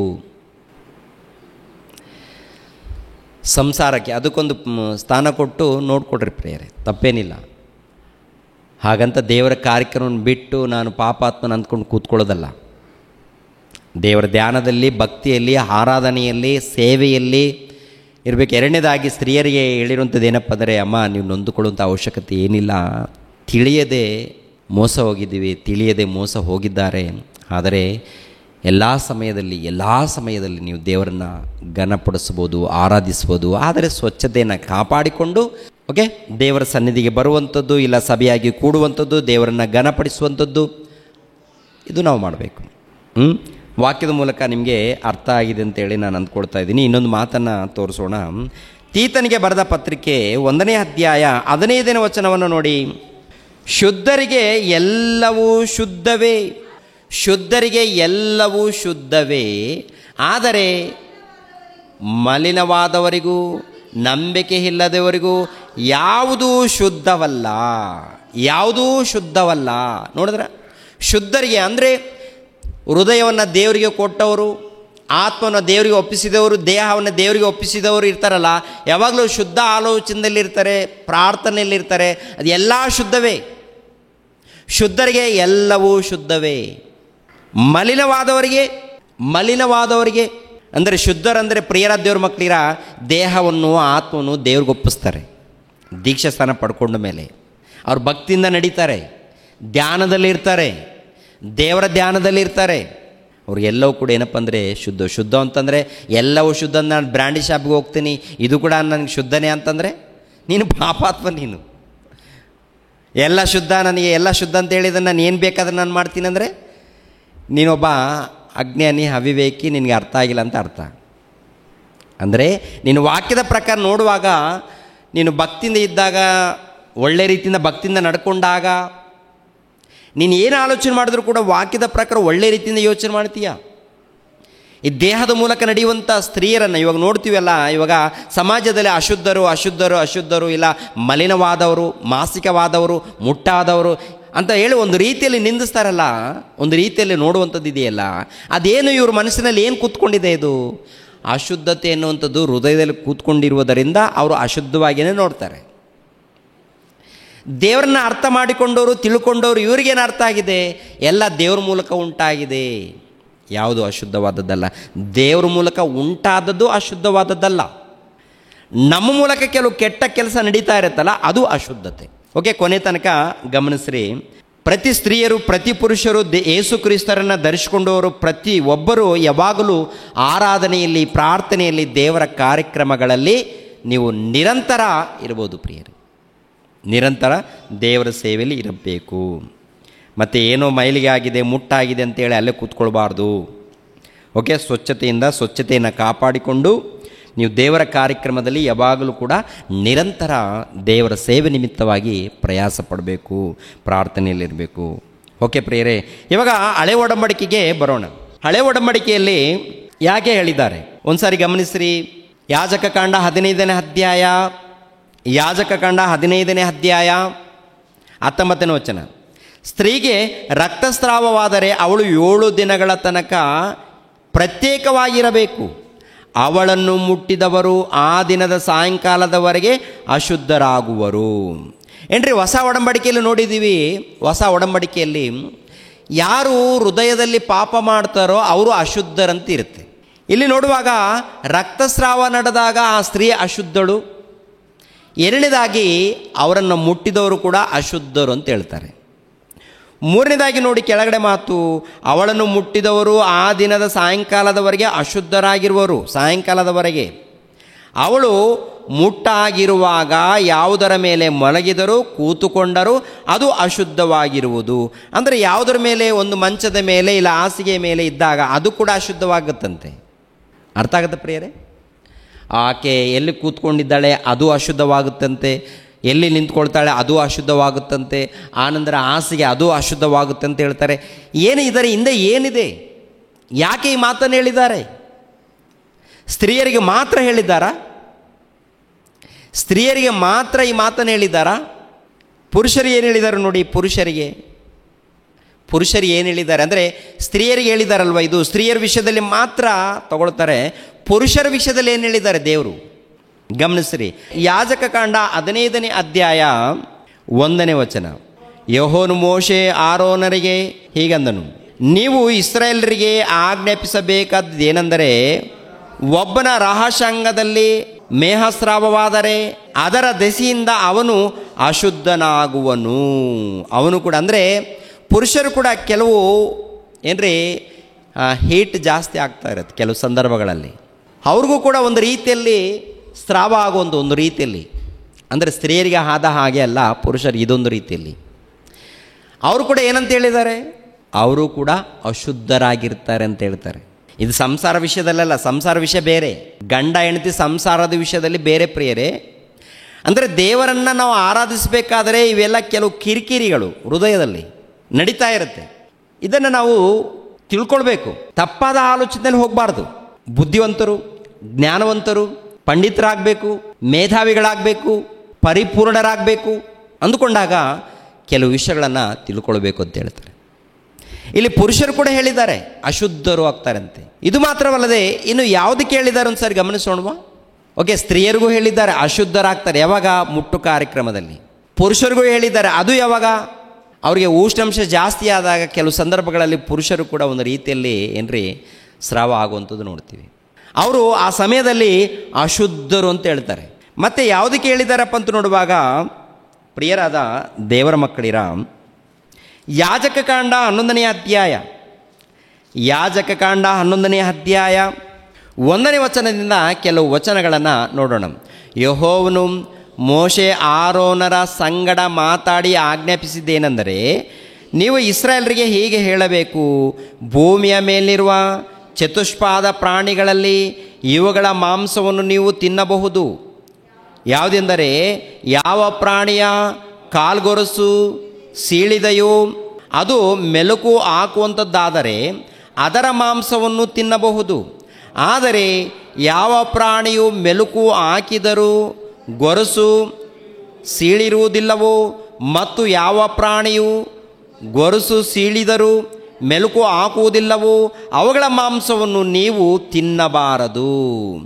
ದೃಷ್ಟಾಂತ, ಒಂಟೆಯು ಮೆಲುಕು ಹಾಕುವಂಥದ್ದು ಸರಿ, ಆದರೂ ಅದಕ್ಕೆ ಸೀಳು ಗೊರಸು ಇಲ್ಲವಾದುದರಿಂದ ನೀವು ಅದರ ಮಾಂಸವನ್ನು ಅಶುದ್ಧವೆಂದೆಣಿಸಬೇಕು. ಬೆಟ್ಟದ ಮೊಲವು ಮೆಲುಕು ಹಾಕುವಂಥದ್ದು, ಆದರೂ ಸೀಳು ಗೊರಸು ಇಲ್ಲವಾದುದರಿಂದ ಅದು ನಿಮಗೆ ಅಶುದ್ಧ. ಮಲವು ಮೆಲುಕು ಹಾಕುವಂಥದ್ದು, ಆದರೂ ಸೀಳು ಗೊರಸು ಇಲ್ಲದ ಕಾರಣ ಅದು ನಿಮಗೆ ಅಶುದ್ಧ. ಹಂದಿಯ ಗೊರಸು ಸೀಳಿಯದೆ, ಆದರೂ ಅದು ಮೆಲುಕು ಹಾಕುವುದಿಲ್ಲವಾದುದರಿಂದ ಅದು ನಿಮಗೆ ಅಶುದ್ಧ. ಇವುಗಳ ಮಾಂಸವನ್ನು ನೀವು ತಿನ್ನಬಾರದು, ಇವುಗಳ ಎಣವನ್ನು ಮುಟ್ಟಬಾರದು, ಇವುಗಳನ್ನು ಅಶುದ್ಧವೆಂದೆಣಿಸಬೇಕು ಅಂತ ಹೇಳ್ತಾರೆ. ಇವುಗಳನ್ನು ಏನು ಮಾಡಬೇಕಂತ ಹೇಳ್ತಾರೆ? ಅಶುದ್ಧ. ಅಂದರೆ ಇವುಗಳು ಪ್ರಾಣಿಗಳಿದೆ. ಇವುಗಳೇ ಇನ್ನು ನೋಡುವಾಗ 13ನೇ ವಚನ ನೋಡಿ ಪ್ರೇರೆ. 13ನೇ ವಚನಲ್ಲಿ ಇನ್ನು ಕೆಲವು ವಿಷಯಗಳು ಗೊತ್ತಾಗುತ್ತೆ.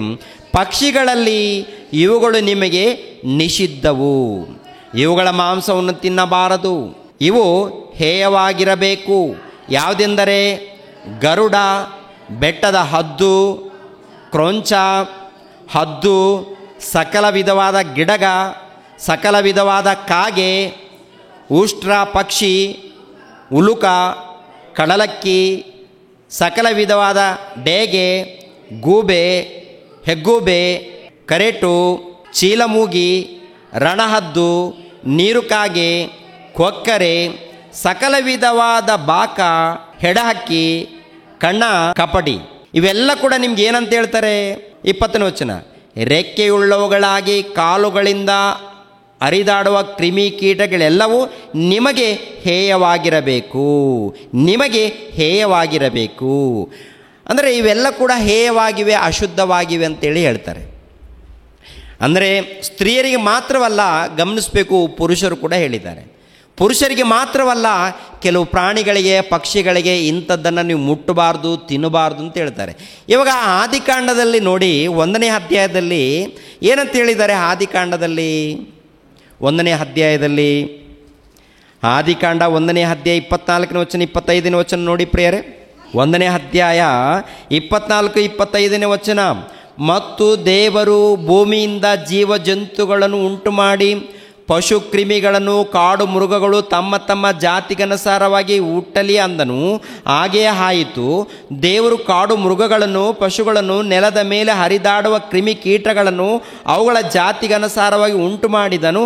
ಆತನು ಅದನ್ನು ಒಳ್ಳೆಯದೆಂದು ನೋಡಿದನು, ಒಳ್ಳೆಯದೆಂದು ನೋಡಿದನು. ನೋಡಿದ್ರ ಪ್ರಿಯರ ದೇವ್ರ ಮಕ್ಕಳು, ನೋಡಿದ್ರ ಇಲ್ವಾ? ಅಂದರೆ ಎಲ್ಲ ಪ್ರಾಣಿ ಪಕ್ಷಿಗಳನ್ನು, ಸಮುದ್ರದಲ್ಲಿರುವಂಥ ಮೀನುಗಳನ್ನು, ತಿಮಿಂಗಲಗಳನ್ನು, ಎಲ್ಲ ಜೀವಿಗಳಿಗೆ ಒಳ್ಳೆಯದಂತ ಹೇಳಿದ್ದಾನ ಅಥವಾ ಕೆಟ್ಟದಂತ ಹೇಳಿದ್ದಾನ? ಇವು ಮಾತ್ರ ಒಳ್ಳೆಯದು, ಇವು ಮಾತ್ರ ಕೆಟ್ಟದ್ದು ಅಂತೇನು ಏನಾದರೂ ಹೇಳಿದಾರ? ಉಂಟು ಮಾಡಿದಾಗ ಎಲ್ಲದೂ ಒಳ್ಳೆಯದಾ? ಹೊಸ ಒಡಂಬಡಿಕೆಯಲ್ಲಿ ಕೂಡ ನೋಡುವಾಗ ಪ್ರಿಯರ ದೇವ್ರ ಮಕ್ಕಳೇ, ದೇವರು ಉಂಟು ಮಾಡಿದ ಎಲ್ಲ ಒಳ್ಳೆಯದು ಅಂತ ಹೇಳ್ತಾರೆ. ಅಂದರೆ ಉಂಟು ಮಾಡಿರುವಂಥ ವಸ್ತುಗಳಲ್ಲಿ ನೋಡಿ, ಪ್ರಾಣಿಗಳು, ಪಕ್ಷಿಗಳು, ಜಂತುಗಳು, ಮೃಗಗಳು, ಸ್ತ್ರೀಯರು, ಪುರುಷರು, ದೇವರು ಏನೇನು ಉಂಟು ಮಾಡಿದರೆ ಎಲ್ಲದೂ ಕೂಡ ಒಳ್ಳೆಯದೇ, ಎಲ್ಲದೂ ಒಳ್ಳೆಯದೇ, ಯಾವುದರಲ್ಲಿ ಕೂಡ ಅಶುದ್ಧತೆ ಇಲ್ಲ. ಆಗಿರುವಾಗ ಯಾಜಕ ಕಾಂಡದಲ್ಲಿ ಇದು ಅಶುದ್ಧ, ಇದು ಅಶುದ್ಧ, ಇದು ಅಶುದ್ಧವಾಗಿ ಇರಬೇಕು ಅಂತೇಳಿ ಯಾಕೆ ಹೇಳಿದ್ದಾರೆ? ಹೌದು ಅಲ್ವ ಪ್ರಿಯರೇ? ಅಂದರೆ ಎಲ್ಲ ಒಳ್ಳೆಯದು ಅಂತ ಹೇಳಿರುವಂಥ ದೇವರು ಕೆಲವು ಸಂದರ್ಭದಲ್ಲಿ ಇದು ಕೆಟ್ಟದ್ದು ಅಂತಂದರೆ, ಅಂದರೆ ದೇವರು ಉಂಟು ಮಾಡಿರುವಂಥದ್ದು ಯಾವುದು ಕೂಡ ಕೆಟ್ಟದ್ದು ಅಲ್ಲ, ಅಶುದ್ಧತೆ ಅಲ್ಲ, ಎಲ್ಲ ಒಳ್ಳೆಯದನ್ನೇ ಉಂಟು ಮಾಡಿದ್ದಾರೆ ದೇವರು. ಪ್ರತಿ ಒಂದನ್ನು ಕೂಡ ಒಳ್ಳೆಯದನ್ನೇ ಉಂಟು ಮಾಡಿದ್ದಾರೆ ದೇವರು. ಆದರೆ ಇಸ್ರಾಯೇಲ್ ಜನಾಂಗದವರ ಮಧ್ಯದಲ್ಲಿ ಇದು ಪ್ರತ್ಯೇಕವಾಗಿ ಇರಬೇಕಂತೇಳಿ, ಇದು ಅಶುದ್ಧವಾಗಿರಬೇಕು, ಇದು ಅಶುದ್ಧವಾಗಿರಬೇಕು, ಇಂಥದ್ದನ್ನು ನೀವು ತಿನ್ನಬಾರ್ದು, ಇದು ಹೇಯವಾದದ್ದು, ಇದು ಹೇಯವಾದದ್ದು, ಇದು ಮುಟ್ಟುಕೊಡುದು, ಇದು ತಿನ್ನಬಾರ್ದು. ಅದು ಅಲ್ಲದೆ ಪ್ರಿಯರ ದೇವ್ರ ಮಕ್ಕಳಿರ, ಯಾರಾದರೂ ಸತ್ತೋಗಿರ್ತಾರೆ ನೋಡಿ, ಸತ್ತೋದಾಗ ಶವಗಳನ್ನು ಮುಟ್ಟಿದರೆ ಅವರು ಅಶುದ್ಧರಾಗುವರಂತ ಹೇಳ್ತಾರೆ. ಅದು ಎಲ್ಲಿ ಆ ಮಾತು? ಅರಣ್ಯಕಾಂಡದಲ್ಲಿ ನೋಡೋಣ. ಅರಣ್ಯಕಾಂಡ 19ನೇ ಅಧ್ಯಾಯ, ಅರಣ್ಯಕಾಂಡ 19ನೇ ಅಧ್ಯಾಯ, ಓಕೆ, 11ನೇ ವಚನದಿಂದ. ಅರಣ್ಯಕಾಂಡ 19ನೇ ಅಧ್ಯಾಯ 11ನೇ ವಚನದಿಂದ ನೋಡಿ ಪ್ರಿಯರೇ. ಮನುಷ್ಯನ ಶವ ಸೋಂಕಿದವನು 7 ದಿನಗಳವರೆಗೆ ಅಶುದ್ಧನಾಗಿರಬೇಕು. ಅಂದರೆ ಇಲ್ಲಿ ಮನುಷ್ಯರು ಸತ್ತೋಗ್ತಾರಲ್ಲ, ಸತ್ತೋದಂಥ ಆ ಶವಗಳನ್ನು ಯಾರಾದರೂ ಮುಟ್ಟಿದರೆ ಅವನು 7 ದಿನಗಳವರೆಗೆ ಅಶುದ್ಧನಾಗಿರುವನು ಅಂತ ಹೇಳ್ತಾರೆ. ಎಷ್ಟು ದಿನಗಳವರೆಗೆ? 7 ದಿನಗಳವರೆಗೆ ಮುಟ್ಟಿದವರು. ಮತ್ತು ನಾನು ಅಶುದ್ಧನಾಗ್ತೀನಿ, ನಾನು ಮುಟ್ಟಲ್ಲ ಅಂದರೆ ಆ ಶವ ಪರಿಸ್ಥಿತಿ ಏನು? ಇವಾಗ ಇನ್ನೊಂದು ವಿಷಯ ಅಲ್ಲ, ಯಾರಾದರೂ ಸಭೆಯಲ್ಲಿ ಸತ್ತೋದ್ರೆ ಎಲ್ಲಿ ಶವ ಇಡ್ತಾರೆ ಪ್ರಿಯರೇ? ಸಭೆಗಳಲ್ಲಿ ಶವ ಇಡ್ತಾರಲ್ಲ, ಹೌದಲ್ವ? ಯಾರಾದರೂ ಒಬ್ಬರು ಸತ್ತೋದ್ರೆ ಶವಗಳನ್ನು ಎಲ್ಲಿಡ್ತಾರೆ? ಸಭೆಯಲ್ಲಿ ಪೆಟ್ಟಿಗೆ ಮಾಡಿ, ಹೌದಲ್ವ? ಪೆಟ್ಟಿಗೆ ಮಾಡಿ ಆ ಪೆಟ್ಟಿಗೆಯಲ್ಲಿ ಆ ಶವವನ್ನಿಟ್ಟು ಆನಂತರ ಹೂವಿನ ಮಾಲೆ ಎಲ್ಲ ಹಾಕಿ ಕೆಲವರು ಅವರವರ ನಂಬಿಕೆ ಮೇಲೆ ಹೋಗ್ತಾರೆ. ಇರಲಿ, ಅವರವರ ಭಕ್ತಿ, ಅವರವರ ನಂಬಿಕೆ, ಅವರವರ ಪ್ರೀತಿ. ಇವಾಗ ದೇವರ ಮಂದಿರ, ಸಮಾಜ ಮಂದಿರವೆಂದು ಕರೆಯಲ್ಪಡುತ್ತಿರುವಂಥ ಆ ಸಮಾಜ ಮಂದಿರದಲ್ಲೇ ದೇವರ ಮಂದಿರವೆಂದು ಎಲ್ಲಿ ಹೇಳ್ತಾ ಇದ್ದಾರೋ, ಚರ್ಚ್ ಅಂತ ಹೇಳ್ತಾ ಇದ್ದಾರೋ, ಆ ಚರ್ಚಿನಲ್ಲೇ ಶವವನ್ನು ಇಡುವಂಥದ್ದು ನೋಡ್ತೀವಲ್ವ? ಹಾಗಾದರೆ ಶವ, ಆ ಚರ್ಚು ಅಪಶಕನ ಆಗಲ್ವಾ? ಅಶುದ್ಧತೆ ಆಗಲ್ವಾ? ಮತ್ತು ಈ ಹಳೆ ಒಡಂಬಡಿಕೆಯಲ್ಲಿ ನೋಡಿ ಪ್ರಿಯರಾದ ದೇವರ ಮಕ್ಕಳಿರ, ಆ ಶವವನ್ನು ಮುಟ್ಟಿದರೆ ಆ ಸೋಂಕು ಏನಂತ ಹೇಳ್ತಾರೆ? ಆ ಮನುಷ್ಯನ ಶವ ಸೋಂಕಿದವನು ಅಂದರೆ ಮುಟ್ಟಿದವನು 7 ದಿನಗಳವರೆಗೆ ಅಶುದ್ಧನಾಗಿರಬೇಕು. 3ನೇ ದಿನದಲ್ಲಿ ಆ ಬೂದಿಯಿಂದ ದೋಷ ಪರಿಹಾರ ಮಾಡಿಕೊಂಡು 7ನೇ ದಿನದಲ್ಲಿ ಶುದ್ಧನಾಗುವನು ಅಂತಿರುತ್ತೆ. ಸಾಕು, ಇವೆಲ್ಲ ಈಗ ಓದ್ಕೊಂಡು ಹೋದರೆ ಬಹಳ ದೊಡ್ಡ ಲಿಸ್ಟ್ ಇರುತ್ತೆ ಪ್ರಿಯರೇ. ಆಲೋಚನೆ, ಯಾಕೆಂದರೆ ಇದು ಅಶುದ್ಧ, ಅದು ಅಶುದ್ಧ ಅಂತ ಹೇಳ್ತಾರೆ. ಇವು ಎಲ್ಲ ಬಿಟ್ಟು ಸ್ತ್ರೀಯಳು, ರಕ್ತಸ್ರಾವವಾಗಿರುವಂಥ ಈ ಸ್ತ್ರೀಯಳು ಮಾತ್ರ ಅಶುದ್ಧಳಂತೇಳಿ ಅಮ್ಮಳನ್ನು, ಅಕ್ಕಳನ್ನು, ತಂಗಿಯನ್ನು ಯಾವ ರೀತಿ ನೋಡ್ತಾ ಇದ್ದಾರೆ ಈ ಸಮಾಜ? ಒಂದು ವೇಳೆ ಅಶುದ್ಧ ಅಂದರೆ ಶವವನ್ನು ಕೂಡ ಮುಟ್ಟಿದವನು ಕೂಡ ಅಶುದ್ಧ, ಶವವನ್ನು ಯಾರು ಮುಟ್ಟಿದ್ದಾನೆ ಅವನು ಕೂಡ ಅಶುದ್ಧ. 7 ದಿನಗಳವರೆಗೆ ಅವನು ಪ್ರತ್ಯೇಕವಾಗಿರ್ಬೇಕಂತ ಹೇಳ್ತಾರೆ ಹಳೆ ಒಡಂಬಡಿಕೆಯಲ್ಲಿ. ಇದು ಯಾರಾದರೂ ಪಾಲಿಸ್ತಾರ? 7 ದಿನಗಳವರೆಗೆ ಅವನು ಪ್ರತ್ಯೇಕವಾಗಿರಬೇಕು. ಮತ್ತು ಕೆಲವು ಪ್ರಾಣಿಗಳು, ಪಕ್ಷಿಗಳು ತಿನ್ನಬಾರ್ದು ಅಂತ ಹೇಳ್ತಾರಲ್ಲ, ಮುಟ್ಟಬಾರ್ದು, ತಿನ್ನಬಾರ್ದು. ಅವುಗಳನ್ನು ಮುಟ್ಟಿದ್ರು ತಿಂದರು ಅವನು ಕೂಡ ಕೆಲವು ದಿನಗಳವರೆಗೆ ಅಶುದ್ಧನಾಗಿರ್ತಾನೆ, ಅವನು ಕೂಡ ಸಭೆಯಲ್ಲಿ ಬರಕೂಡ್ದು. ದೇವರ ಆಜ್ಞೆಗಳಿವೆಲ್ಲ ಯಾಕೆ ಕೊಟ್ಟಿದ್ದಾರೆ ಎನ್ನುವಂಥದ್ದು ಬೇಕು.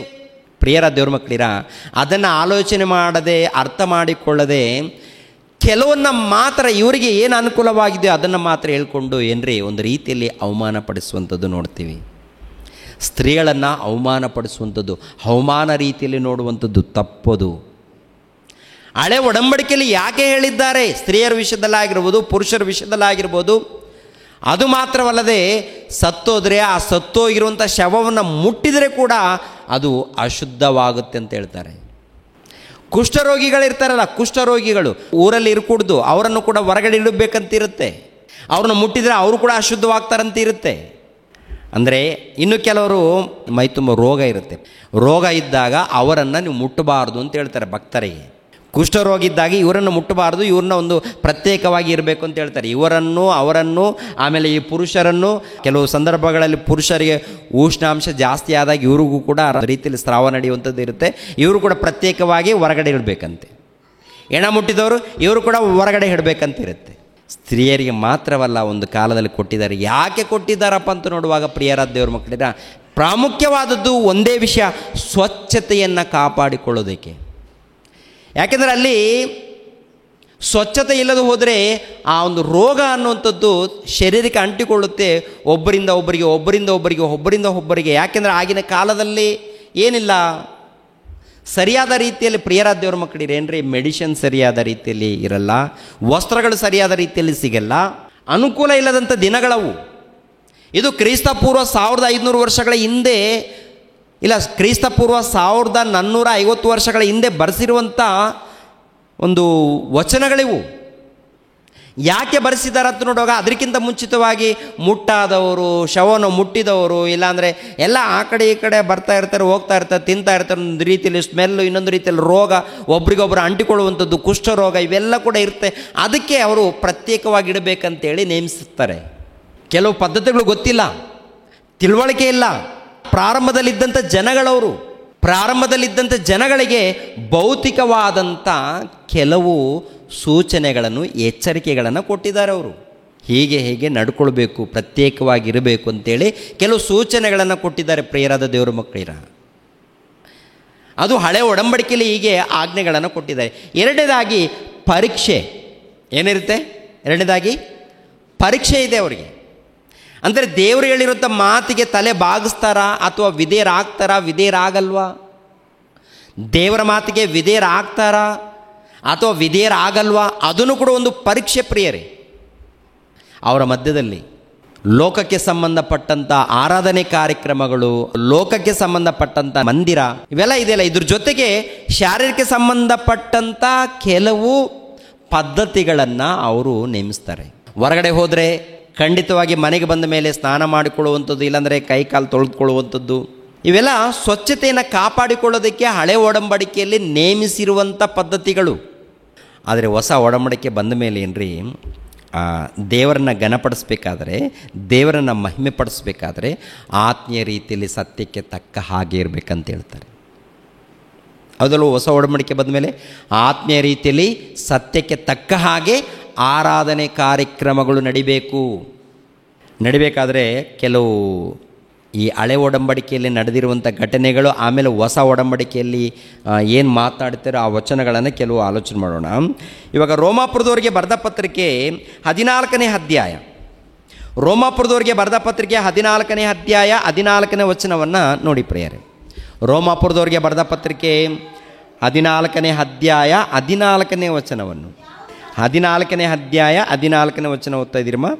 ಯಾವ ಪದಾರ್ಥವು ಸ್ವತಃ ಅಶುದ್ಧವಾದದ್ದಲ್ಲವೆಂದು ಬಲ್ಲೆನು, ಮತ್ತು ಕರ್ತನಾದ ಯೇಸುವಿನಲ್ಲಿದ್ದುಕೊಂಡು ದೃಢವಾಗಿ ನಂಬಿದ್ದೇನೆ. ಆದರೆ ಯಾವುದಾದರೂ ಒಂದು ಪದಾರ್ಥವನ್ನು ಅಶುದ್ಧವೆಂದು ಒಬ್ಬನು ಭಾವಿಸಿದರೆ ಅವನಿಗೆ ಅದು ಅಶುದ್ಧ. ಇವಾಗ ಹಳೆ ಒಡಂಬಡಿಕೆಯಲ್ಲಿ ಈ ಪ್ರಾಣಿಗಳು, ಈ ಪಕ್ಷಿಗಳು, ಈ ಮೃಗಗಳು, ಈ ಜಂತುಗಳು ಇವೆಲ್ಲ ಅಶುದ್ಧವಾದದ್ದು, ಇದನ್ನು ತಿನ್ನಬಾರ್ದು, ಇವು ನಿಮಗೆ ಅಶುದ್ಧವಾದದ್ದು ಅಂತ ಹೇಳ್ತಾರಲ್ಲ, ಹಳೆ ಒಡಂಬಡಿಕೆಯಲ್ಲಿ ಹೇಳಿದಾರ. ಇವಾಗ ಹೊಸ ಒಡಂಬಡಿಕೆಯಲ್ಲಿ ನೋಡಿ, ಹೊಸ ಒಡಂಬಡಿಕೆಯಲ್ಲಿ ನೋಡಿ ಗಮನಿಸ್ರಿ, ಯಾವ ಪದಾರ್ಥವು ಸ್ವತಃ ಅಶುದ್ಧವಾದದ್ದಲ್ಲವೆಂದು ಬಲ್ಲೆನು. ಪ್ರಿಯರ ದೇವ್ರ ಮಕ್ಕಳಿರ ಆಲೋಚನೆ ಮಾಡಿ. ಇವಾಗ ಹಳೆ ಒಡಂಬಡಿಕೆಯಲ್ಲಿ ಇಂಥದ್ದು ಅಶುದ್ಧವಾದದ್ದು ಇದು ಹೇಯವಾದದ್ದು ಅಂತ ಹೇಳ್ತಾರಲ್ಲ, ಅಂದರೆ ಕೆಲವು ಅವರಿಗೆ ಕಲಿಸೋದಿಕ್ಕೆ. ಇನ್ನೊಂದು ರೀತಿಯಲ್ಲಿ ಹೇಳಬೇಕಾದ್ರೆ ಪ್ರಿಯರ ದೇವ್ರ ಮಕ್ಕಳಿರ, ಈ ಧರ್ಮಶಾಸ್ತ್ರ ಇದೆ ನೋಡಿ, ಇದು ಬಾಲಬೋಧನೆ ಅಂದರೆ ಬಾಲಕರಿಗೆ ಬೋಧನೆ ಏನಿರುತ್ತೆ ಪ್ರಿಯರೇ? ಶಾಲೆಯಲ್ಲಿ ಬಾಲಕರಿಗೆ ಬೋಧನೆ ಏನು? ಮೊದಲನೇದಾಗಿ ಶಿಸ್ತು ಕಲಿಸ್ತಾರೆ. ಮೊದಲನೇದಾಗಿ ಅವ್ರಿಗೇನಪ್ಪ ಅಂದರೆ ಶಿಸ್ತು ಕಲಿಸ್ತಾರೆ. ಆನಂತರ ಪ್ರಾರಂಭದ ಬಾಲಕರಿಗೆ ಬೋಧನೆ ಏನಿರುತ್ತೆ, ಹೌದಲ್ವ? ಈ 10th ಕ್ಲಾಸಲ್ಲಿದ್ದಂಥ ವಿದ್ಯಾರ್ಥಿಗಳಿಗೆ ಬೋಧನೆ ಏನಿರುತ್ತೆ? 10th ಕ್ಲಾಸಲ್ಲಿ ಕುಳಿತುಕೊಂಡಂಥ ವಿದ್ಯಾರ್ಥಿಗಳಿಗೆ ಮತ್ತೆ ಬಾಲಕರಿಗೆ ಕಲಿಸುವಂಥ ಬೋಧನೆಯನ್ನು ಕಲಿಸ್ಕೊಡ್ತಾರ. ಕೈಯಲ್ಲಿ ಚಿಕ್ಕ ಅಂದರೆ 4 ವರ್ಷದ ಮಗುಗೆ ಏನ್ರಿ ಟೀಚರ್ ಬಂದು ಪೆನ್ಸಿಲ್ ಹಿಡಿದುಕೊಂಡು ತಿದ್ದಿಸ್ತಾರ, ಈ ತಿದ್ದಿಸ್ತಾರ. 10ನೇ ತರಗತಿಯಲ್ಲಿ ಕೂತ್ಕೊಂಡಂಥ ವಿದ್ಯಾರ್ಥಿಗಳೇ ಸರಿನಾ ಇದು ಅಂತ ಆ ಹುಡುಗರಿಗೆ ಬಂದು ತಿದ್ದಿಸ್ರಿ ಹೇಗಿರುತ್ತೆ ಪ್ರಿಯರೇ? ಹೊಸ ಒಡಂಬಡಿಕೆ ಇದೆ ನೋಡಿ, ಇದು ಸಂಪೂರ್ಣವಾದ ಜ್ಞಾನದಲ್ಲಿ ಹೋಗುವಂಥದ್ದು. ಪ್ರಾರಂಭದಲ್ಲಿ ಅವ್ರಿಗೆ ಏನ್ರಿ ಅನಾಗರಿಕದಲ್ಲಿ ಇದ್ದಂಥ ಜನಗಳು, ಪ್ರಾರಂಭದಲ್ಲಿದ್ದವರು, ಅವರಿಗೆ ಒಂದು ಜ್ಞಾನವನ್ನು ಕಲಿಸೋದಕ್ಕೆ ಮೊದಲನೇದಾಗಿ ಶಿಸ್ತು ಕಲಿಸ್ಕೊಳ್ತಾರೆ, ಸ್ವಚ್ಛತೆಯನ್ನು ಕಲಿಸ್ಕೊಡ್ತಾರೆ, ಆಮೇಲೆ ಆಜ್ಞೆಗಳನ್ನು ಕೊಡ್ತಾರೆ. ಅದು ಪ್ರಾರಂಭದ ಬೋಧನೆ, ಅದು ಬಾಲಬೋಧನೆ ಅಂತ ಹೇಳ್ತಾರೆ. ಗಲಾತ್ಯದವರಿಗೆ ಬರೆದ ಪತ್ರಿಕೆ 3ನೇ ಅಧ್ಯಾಯ, ಗಲಾತ್ಯದವರಿಗೆ ಬರೆದ ಪತ್ರಿಕೆ 3ನೇ ಅಧ್ಯಾಯ 23-24ನೇ ವಚನ ನೋಡಬೇಕು. ಕ್ರೈಸ್ತ ನಂಬಿಕೆ ಕಾಲ ಬರುವುದಕ್ಕೆ ಮೊದಲು ನಾವು ಮುಂದಕ್ಕೆ ಪ್ರಕಟವಾಗಬೇಕಾಗಿದ್ದ ಆ ನಂಬಿಕೆಗೆ ವಶವಾಗುವುದಕ್ಕಾಗಿ ಧರ್ಮಶಾಸ್ತ್ರದ ಕೈ ಕೆಳಗೆ ಕಾವಲಲ್ಲಿ ಮುಚ್ಚಲ್ಪಟ್ಟಿದ್ದೇವೆ. ಹೀಗಿರಲಾಗಿ ಧರ್ಮಶಾಸ್ತ್ರವು ನಮ್ಮನ್ನು ಕಾಯುವ ಆಳಿನಂತಾಗಿದೆ. ನಾವು ನಂಬಿಕೆಯಿಂದ ನೀತಿವಂತರೆಂಬ ನಿರ್ಣಯವನ್ನು ಹೊಂದುವುದಕ್ಕಾಗಿ ಕ್ರಿಸ್ತನಲ್ಲಿಗೆ ಸೇರುವ ತನಕ ಅದು ನಮ್ಮನ್ನು ಕಾಯುತ್ತದೆ. ಅಂದರೆ ತೆಲುಗಿನಲ್ಲಿ ನೋಡುವಾಗ ಇದು ಬಾಲಬೋಧನೆಯಾಗಿದೆ ಅಂತ ಹೇಳ್ತಾರೆ. ತೆಲುಗಿನಲ್ಲಿ ಮಾತನ್ನು ಏನಂತ ಹೇಳ್ತಾರೆ ಅಂದರೆ, ಕನ್ನಡದಲ್ಲಿ ಕಾಯುತ್ತಾ ಇದೆ ಅಂತ ಹೇಳ್ತಾರೆ, ತೆಲುಗಿನಲ್ಲಿ ಬಾಲಬೋಧನೆಯಾಗಿದೆ ಅಂತ ಹೇಳ್ತಾರೆ. ಅಂದ್ರೆ ಪ್ರಾರಂಭದ ಬೋಧನೆ ಬಾಲಬೋಧನೆ ಆಗಿದೆ. ಎರಡನೇದಾಗಿ ನೋಡುವಾಗ ಅದು ನಮ್ಮನ್ನು ಕಾಯ್ತಾ ಇದೆ, ಕಾಯುವಂಥದ್ದು. ಅಂದರೆ ನಾವು ಅಶುದ್ಧತೆಯಲ್ಲಿ, ಇಲ್ಲಾಂದರೆ ಈ ಪಾಪದಲ್ಲಿ ಬೇರೆ ರೀತಿಯಲ್ಲಿ ಬೀಳದಂತೆ, ಪಾಪ ಮಾಡದಂತೆ ಅದೇನು ಮಾಡ್ತಾಯಿದೆ ಅಂದರೆ ಒಂದು ರೀತಿಯಲ್ಲಿ ಎಚ್ಚರಿಸುವಂಥದ್ದು, ಮತ್ತೊಂದು ರೀತಿಯಲ್ಲಿ ಕಾಯುವಂಥದ್ದು, ಚಿಕ್ಕ ಮಕ್ಕಳನ್ನು ಕಾಯುವಂಥದ್ದು.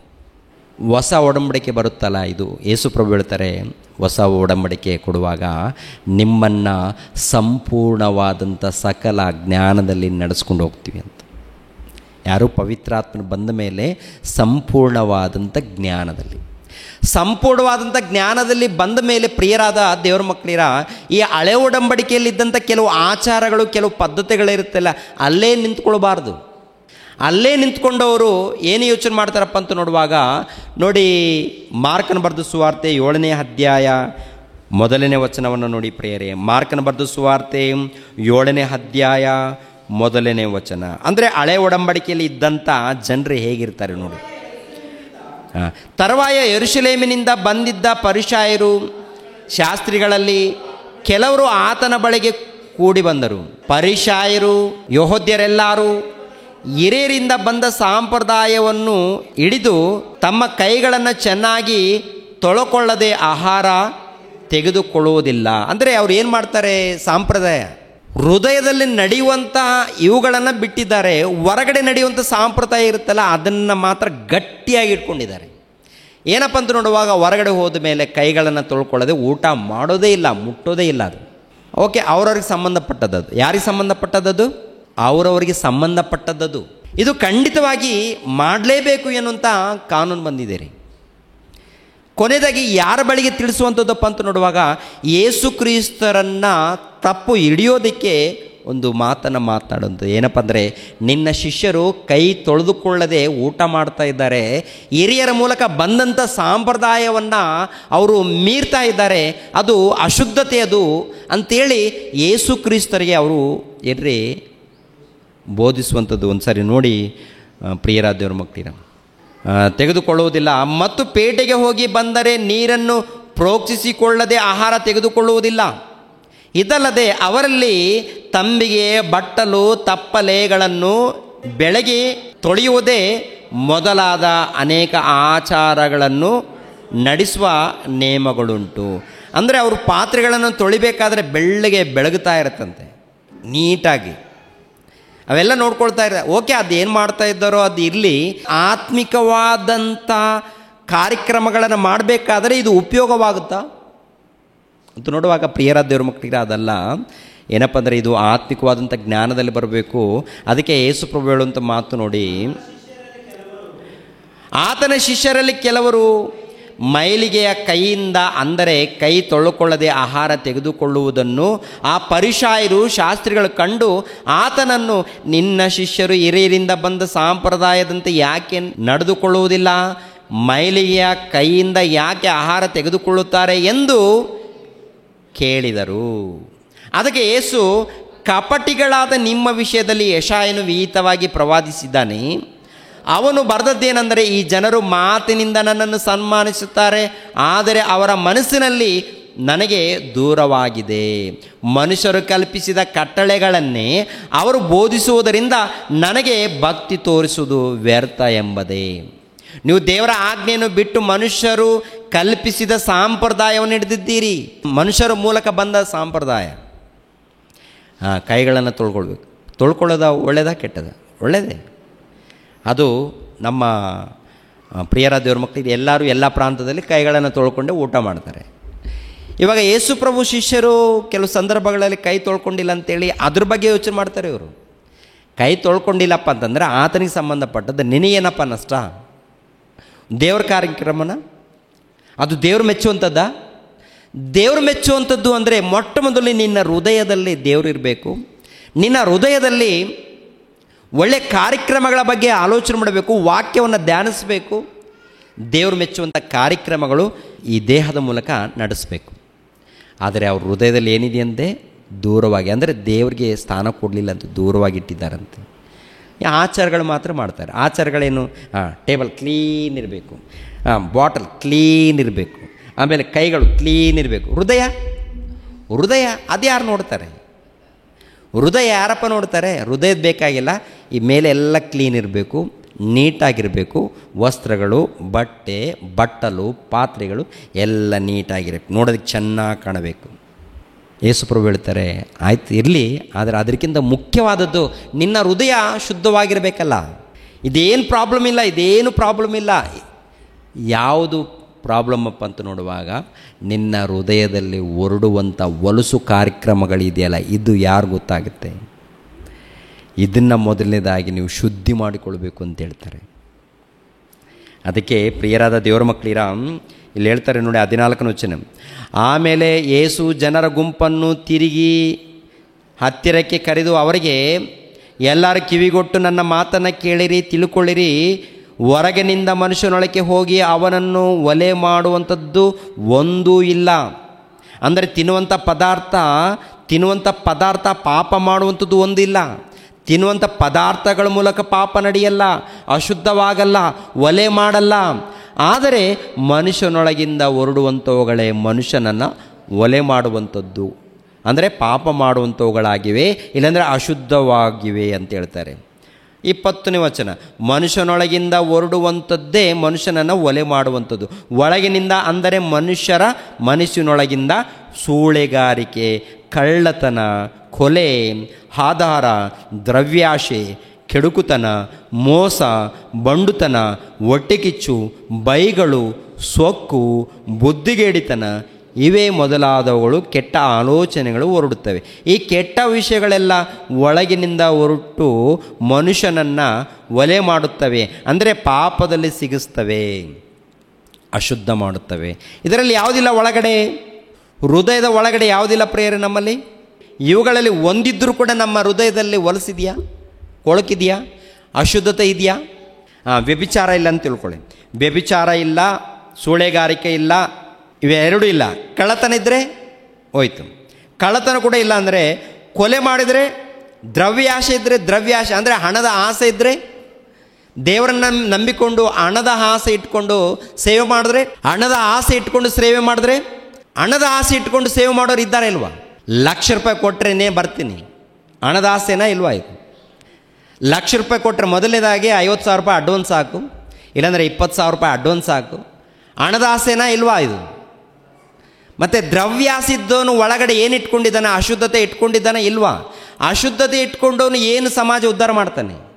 ಸಮಾಜ ಉದ್ಧಾರ ಮಾಡಬೇಕಾದ್ರೆ ಪ್ರಿಯರಾದ ದೇವ್ರ ಮಕ್ಕಳಿರ, ಹೃದಯದಲ್ಲೇ ಅಶುದ್ಧವನ್ನು ಇಟ್ಟುಕೊಂಡು, ಹೃದಯದಲ್ಲಿ ಕಾಮ ಕೋರಿಕೆ ಇಟ್ಟುಕೊಂಡು, ಹೃದಯದಲ್ಲಿ ಅನೇಕ ತಪ್ಪುಗಳನ್ನು ಇಟ್ಟುಕೊಂಡು ನಾನು ಪರಿಶುದ್ಧನಂತ ಹೇಳ್ಕೊಂಡ್ರೆ ಸರಿಯಾಗುತ್ತೆ? ದೇವ್ರು ಒಪ್ತಾರ? ಒಪ್ಪಲ್ಲ ಪ್ರಿಯ. ದೊಡ್ಡ ದೊಡ್ಡ ಸೇವಕರು ಹೀಗೇನೇ ಇದ್ದಾರೆ. ಅನೇಕ ಸೇವಕರು ಏನಪ್ಪ ಅಂದರೆ, ಓಕೆ ಎಲ್ಲಿಗೋದ್ರೂ ಕೂಡ ಯಾರು ಕೂಡ ವಾಪಸ್ ಆಗಿ ಕಳಿಸೋದೇ ಇಲ್ಲ ರೀ. ಖಂಡಿತವಾಗಿ ಅವರ ಕಷ್ಟದಿಂದ ತಮ್ಮಲ್ಲಿ ಏನಿದೆಯೋ ಪ್ರೀತಿಯಿಂದ ಕೊಟ್ಟೇ ಕೊಡ್ತಾರೆ ಪ್ರತಿ ಸ್ಥಳದಲ್ಲಿ. ಒಂದು ವೇಳೆ ಇಲ್ಲಾಂದ್ರೂ ಕೂಡ ದೇವ್ರ ಸೇವೆ ನಿಂತು ಹೋಗಿ ಬಾ ಅಲ್ಲ, ಅವರಲ್ಲಿ ಏನಿಲ್ಲ. ನೀನು ಸುವಾರ್ತೆ ಮಾಡಬೇಕು, ಸುವಾರ್ತೆ ಮಾಡುವಂಥದ್ದೇ ನಿನ್ನ ಧರ್ಮ ಆಗಿರುವಾಗ ಹೋಗಿ ಬಂದುಬಿಡಲ್ಲ. ಇಲ್ಲಿಲ್ಲಂದ್ರೆ ಇನ್ನೊಂದು ಕಡೆ ದೇವ್ರು ಕೊಡ್ತಾರಂತ ನಂಬಿಕೆ ಇಲ್ವಾ? ದೇವ್ರ ಮೇಲೆ ನಂಬಿಕೆ ಇಲ್ವಾ? ದೇವ್ರ ಮೇಲೆ ನಮಗೆ ನಂಬಿಕೆ ಇಲ್ಲ. ಯಾಕಂದರೆ ಅವರು ಏನು ಮಾಡ್ತಾರೆ ಬಿಡಲಿ, ನಾವು ನಿಮ್ಗೆ ಮಾತ್ರ ಕೇಳೋದು ಮಾತ್ರ ಕೇಳ್ತೀವಿ. ಖಂಡಿತವಾಗಿ ಇದು ರೂಲ್ಸ್. ಇದು ಹಣ ಕೊಟ್ರೇ ನಿಮ್ಮನ್ನು ಹೊಗಳ್ತೀವಿ, ನಿಮಗೋಸ್ಕರ ಪ್ರಾರ್ಥನೆ ಮಾಡ್ತೀವಿ. ಏನು ಮಾಡ್ತಾರೆ? ನಿಮಗೋಸ್ಕರ ಪ್ರಾರ್ಥನೆ, ನಿಮಗೋಸ್ಕರ ವಿಜ್ಞಾಪನೆ, ಹಣ ಕೊಟ್ಟರೆ ಅಂದು ಈ ಥರ ಅಲ್ಲಲ್ಲ. ದೇವರ ಮಕ್ಕಳನ್ನು ಹೇಗಾದರೂ ಮಾಡಿ ಕಾಪಾಡಿಕೊಳ್ಳುವವನೇ ನಿಜವಾದ ಸೇವಕನಾಗ್ತಾನೆ, ನಿಜವಾದ ಭಕ್ತನಾಗ್ತಾನೆ. ಇವರು ಪರಿಸಯರಿದ್ದಾರಲ್ಲ, ಹೇಗಿದ್ದಾರೆ ಪ್ರಿಯರೇ? ಪರಿಸಯರು ಒಂದು ರೀತಿಯಲ್ಲಿ ಲೋಕಕ್ಕೆ ಒಳಪಟ್ಟವರಿದ್ದಾರೆ. ಅದಕ್ಕೆ ಹೇಳ್ತಾರೆ, ಅಶುದ್ಧವಾದಂಥದ್ದು ತಿನ್ನುವುದರ ಮೂಲಕ ಬರಲ್ಲ. ಎರಡನೇದಾಗಿ ರಕ್ತಸ್ರಾವ ನಡೆಯುವುದರಿಂದ, ರೋಗ ಬಂದಿರುವುದರಿಂದ, ಕುಷ್ಠರೋಗ ಬಂದಿರುವುದರಿಂದ, ದೇಹದಲ್ಲಿ ಏನೋ ರಕ್ತ, ಈ ಶರೀರದಲ್ಲಿ ಯಾವುದೋ ಒಂದು ಗಾಯ ಆಗಿರುವುದರಿಂದ, ಇಲ್ಲಾಂದರೆ ಏನೋ ಒಂದು ರೋಗ ಬಂದಿರುವುದರಿಂದ ಅದರ ಮೂಲಕ ಅಶುದ್ಧತೆ ಇಲ್ಲ. ಅದ್ರ ಮೂಲಕ ಅಶುದ್ಧತೆ ಅಲ್ಲ ಪ್ರಿಯರೇ. ಅಶುದ್ಧತೆ ಎನ್ನುವಂಥದ್ದು ಏನ್ರಿ? ಪಾಪ, ದೇವರ ಧರ್ಮ ಮೀರುವಂಥದ್ದು ಪಾಪ, ವ್ಯಭಿಚಾರಗಳು, ಕಳ್ಳತನ, ಮೋಸ, ಅಧರ್ಮ, ಇವೆಲ್ಲ ಇದೆಯಲ್ಲ, ದೊಡ್ಡ ಲಿಸ್ಟ್ ಇದೆ ಪ್ರಿಯರೇ. ಇವೆಲ್ಲ ಏನೇನು ನಡೆಯುತ್ತೋ ಇದೆಲ್ಲ ಬಂದಾಗಲೇ ಅಶುದ್ಧತೆ ಆಗುತ್ತಂತೇಳಿ ಪರಿಪೂರ್ಣವಾದಂಥ ಜ್ಞಾನದಲ್ಲಿ ಬಂದಂಥ ಯೇಸು ಪ್ರಭು ಹೇಳುವಂಥ ಮಾತು. ಇನ್ನೊಂದು ಮಾತು ಓದಿ ನಾನು ಮುಗಿಸ್ತೀನಿ. ಕೊರಿಂಥದವರಿಗೆ ಬರೆದ 2ನೇ ಪತ್ರಿಕೆ 3ನೇ ಅಧ್ಯಾಯ. ಕೊರಿಂಥದವರಿಗೆ ಬರೆದ 2ನೇ ಪತ್ರಿಕೆ 3ನೇ ಅಧ್ಯಾಯ 14ನೇ ವಚನ. ಆದರೆ ಅವರ ಬುದ್ಧಿ ಮಂದವಾಯಿತು, ಈ ದಿನದವರೆಗೆ ಹಳೆಯ ಒಡಂಬಡಿಕೆಯು ಪಾರಾಯಣವಾಗುವಾಗ ಅದು ಕ್ರಿಸ್ತನಲ್ಲಿ ಗತಿಸಿ ಹೋಗುತ್ತದೆಂಬುದು ಅವರಿಗೆ ಪ್ರಕಟವಾಗದೆ ಇರುವುದರಿಂದ ಅದೇ ಮುಸುಕು ಎತ್ತಲ್ಪಡುತ್ತಾ ಇರುತ್ತದೆ. ಈ ದಿನದವರೆಗೂ ಮೋಶೆಯ ಗ್ರಂಥ ಪಾರಾಯಣವಾಗುವಾಗ ಅದು ಮುಸುಕು ಅವರ ಹೃದಯದ ಮೇಲೆ ಇರುತ್ತದೆ. ಅವರ ಹೃದಯವು ಕರ್ತನ ಕಡೆಗೆ ತಿರುಗಿಕೊಂಡಾಗಲೇ ಆ ಮುಸುಕು ತೆಗೆಯಲ್ಪಡುತ್ತದೆ. ಅಂದರೆ ಈ ಧರ್ಮಶಾಸ್ತ್ರದಲ್ಲಿ ಈ ವಚನಗಳೆಲ್ಲ ಓದುವಾಗ ದೇವರು ಇಂತಿಂಥ ಆಜ್ಞೆಗಳನ್ನು ಕೊಟ್ಟಿದ್ದಾರೆ, ಹೀಗೆ ನಡ್ಕೊಳ್ಬೇಕು, ಇಂಥದ್ದು ತಿನ್ನಬಾರ್ದು, ಇಂಥದ್ದು ತಿನ್ನಬಾರ್ದು, ಇಂಥದ್ದು ಮುಟ್ಟಬಾರ್ದು, ಶವವನ್ನು ಮುಟ್ಟಿದರೆ ಇದು ಅಶುದ್ಧ, ಹೆಣ್ಣುಮಕ್ಕಳಿಗೆ ಇದು ಅಶುದ್ಧ ಅಂತೇಳಿ ಅದೇ ಮುಸುಗು ಇರುತ್ತೆ ಪ್ರಿಯರೇ. ಯಾವಾಗ ಕ್ರಿಸ್ತನಲ್ಲಿ ಬರ್ತಾರೋ, ಕ್ರಿಸ್ತನಲ್ಲಿ ಬಂದ ಮೇಲೆ ಸಂಪೂರ್ಣವಾದಂಥ ಜ್ಞಾನ ಗೊತ್ತಾಗುತ್ತೆ. ಸಂಪೂರ್ಣವಾದಂಥ ಜ್ಞಾನ ಗೊತ್ತಾದ ಮೇಲೆ ದೇವರು ಉಂಟು ಮಾಡಿರುವಂಥ ಕಾರ್ಯ ಯಾವುದು, ಮನುಷ್ಯರ ಮೂಲಕ ನಡೆಯುವಂಥ ಅಶುದ್ಧ ಯಾವುದು ಗೊತ್ತಾಗುತ್ತೆ. ಮನುಷ್ಯರ ಮೂಲಕ ಅಶುದ್ಧ ಯಾವುದು ಗೊತ್ತಾಗುತ್ತೆ. ಅದಕ್ಕೆ ಹಳೆ ಒಡಂಬಡಿಕೆ ಏನು ಮಾಡಿದ್ದಾರೆ ಅಂತ ನೋಡುವಾಗ ಇಬ್ರಿಯರಿಗೆ ಬರೆದ ಪತ್ರಿಕೆ 7ನೇ ಅಧ್ಯಾಯ 18ನೇ ವಚನ. ಧರ್ಮಶಾಸ್ತ್ರವು ಯಾವುದನ್ನು ಸಿದ್ಧಿಗೆ ತಾರದೇ ಇರುವುದರಿಂದ ಮೊದಲಿದ್ದ ನಿಯಮವು ನಿರ್ಬಲವಾಗಿಯೂ ನಿಷ್ಪ್ರಯೋಜಕವಾಗಿಯೂ ಇದ್ದು ರದ್ದಾಗಿ ಹೋಯಿತು. ಅದಕ್ಕೆ ಬದಲಾಗಿ ಉತ್ತಮವಾಗಿರುವ ಒಂದು ನಿರೀಕ್ಷಾಧಾರವು ಪ್ರಾಬಲ್ಯಕ್ಕೆ ಬಂತು. ಈ ನಿರೀಕ್ಷಾಧಾರವು ನಮ್ಮನ್ನು ದೇವರ ಸನ್ನಿಧಿಗೆ ತಗೊಂಡೋಗುತ್ತೆ. ಯಾರ ಸನ್ನಿಧಿಗೆ? ದೇವರ ಸನ್ನಿಧಿಗೆ ತಗೊಂಡೋಗುವಂಥದ್ದು ಹೊಸ ಒಡಂಬಡಿಕೆ. ಹಳೆ ಒಡಂಬಡಿಕೆ ಏನಾಗಿದೆ ಅಂತ ಹೇಳ್ತಾರೆ? ರದ್ದಾಗಿದೆ. ಅದನ್ನು ನಾನು ಏನು ಮಾಡಿದ್ದೀನಿ?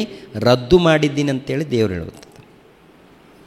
ಮತ್ತು ಇವೆಲ್ಲ ಆಜ್ಞೆಗಳು ಯಾಕೆ ಕೊಟ್ಟಿದ್ದಾರೆ ಅಂದರೆ ಕಾರಣ ಒಂದೇ, ಸ್ವಚ್ಛತೆಯನ್ನು ಕಾಪಾಡಿಕೊಳ್ಳೋದಕ್ಕೆ. ಎರಡನೇದಾಗಿ ನೋಡುವಾಗ ಪರೀಕ್ಷೆ ಮಾಡೋದಕ್ಕೆ. ಮೂರನೇದಾಗಿ ಅದು ಬಾಲಬೋಧನೆ ಅಂತ ಹೇಳ್ತಾರೆ. ಮೂರನೇದಾಗಿ ಅದೇನು ಹೇಳಿ? ಬಾಲಬೋಧನೆ. ಅಂದರೆ ಪ್ರಾರಂಭದಲ್ಲಿ ಒಂದು ಸ್ವಚ್ಛತೆಯನ್ನು ಕಾಪಾಡಿಕೊಳ್ಳೋದಕ್ಕೆ ಅವರ ಮಧ್ಯದಲ್ಲಿ ಕಲಿಸಿಕೊಟ್ಟಂಥ ಪಾಠಗಳ ವಿನಃ ಅದು ಸಂಪೂರ್ಣವಾದಂಥ ಜ್ಞಾನವಲ್ಲ. ಸಂಪೂರ್ಣವಾದಂಥ ಜ್ಞಾನ ಹೊಸ ಒಡಂಬಡಿಕೆ. ಹೊಸ ಒಡಂಬಡಿಕೆ ಯೇಸು ಕ್ರಿಸ್ತರ ಮೂಲಕ ಬಂದಂಥ ಜ್ಞಾನ ಇದೆಯಲ್ಲ, ಈ ಸಂಪೂರ್ಣವಾದಂಥ ಜ್ಞಾನ. ಈ ಜ್ಞಾನವನ್ನು ಪಡ್ಕೊಂಡಾಗ ಯಾವುದು ಅಶುದ್ಧತೆ, ಯಾವುದು ಪರಿಶುದ್ಧತೆ ಎನ್ನುವಂಥದ್ದು ಗೊತ್ತಾಗುತ್ತೆ. ಪರಿಶುದ್ಧತೆ ಯಾವುದು ಹೇಳಿ? ಪರಿಶುದ್ಧತೆ ಅಂದರೆ ಯೇಸು ಕ್ರಿಸ್ತರಲ್ಲಿ ಇದ್ದುಕೊಂಡು ಭಕ್ತಿಯಿಂದ ನಡೆಯುವಂಥದ್ದು, ವಾಕ್ಯದ ಪ್ರಕಾರ ಜೀವಿಸುವಂಥದ್ದು ಪರಿಶುದ್ಧತೆ. ಅಶುದ್ಧತೆ ಯಾವುದು ಹೇಳಿ? ಅಶುದ್ಧತೆ ಯಾವುದು? ಜಾರತ್ವ, ಬಂಡುತನ, ನಾಚಿಕೆಗೇಡತನ, ವಿಗ್ರಹಾರಾಧನೆ, ವ್ಯಭಿಚಾರ, ಇವೆಲ್ಲ ಇದೆಯಲ್ಲ, ಇವೆಲ್ಲ ಕೂಡ ಅಶುದ್ಧತೆ. ಇವೆಲ್ಲ ಕೂಡ ಮೊಟ್ಟ ಮೊದಲು ಎಲ್ಲಿ ಸ್ಟಾರ್ಟ್ ಆಗುತ್ತೆ? ಹೇಳಿ? ಹೃದಯದಲ್ಲಿ ಸ್ಟಾರ್ಟ್ ಆಗುತ್ತೆ. ಹೌದಲ್ಲ? ಹೃದಯದಲ್ಲಿ ಮೊಟ್ಟ ಮೊದಲು ಅಶುದ್ಧತೆ ಪ್ರಾರಂಭವಾಗುತ್ತೆ. ಹೃದಯದಲ್ಲಿ ಅಶುದ್ಧತೆ ಪ್ರಾರಂಭವಾದಾಗ ವಾಕ್ಯದ ಮೂಲಕ ಏನು ಮಾಡಬೇಕು ಹೇಳಿ? ನಾವು ವಾಕ್ಯದ ಮೂಲಕ ಅದನ್ನು ಶುದ್ಧಿ ಮಾಡಿಕೊಳ್ಬೇಕು. ಓಕೆ, ವಾಕ್ಯದ ಮೂಲಕ ಅದನ್ನು ಶುದ್ಧಿ ಮಾಡಿಕೊಳ್ಬೇಕು. ಸ್ತ್ರೀಯರಿಗೆ ನಡೆಯುವಂಥ ಧರ್ಮ ಕಾರ್ಯಕ್ರಮ ಇದೆಯಲ್ಲ, ಮಾಸಿಕ ಋತುಸ್ರಾವ, ಅದು ಅಶುದ್ಧತೆ ಅಲ್ವೇ ಅಲ್ಲ. ಆ ಸಮಯದಲ್ಲಿ ದೇವರ ಭಕ್ತಿಯಲ್ಲಿದ್ದಂಥ ಪ್ರತಿಯೊಬ್ಬರು ಕೂಡ ದೇವರ ಧ್ಯಾನದಲ್ಲಿ, ಪ್ರಾರ್ಥನೆಯಲ್ಲಿ, ಆರಾಧನೆಯಲ್ಲಿ, ಕಾರ್ಯಕ್ರಮಗಳಲ್ಲಿ ಪಾಲ್ಗೊಳ್ಳಬಹುದು. ಓಕೆ ಪ್ರಿಯರೇ, ದೇವರು ನಿಮ್ಮನ್ನು ನನ್ನನ್ನು ಆಶೀರ್ವದಿಸಲಿ.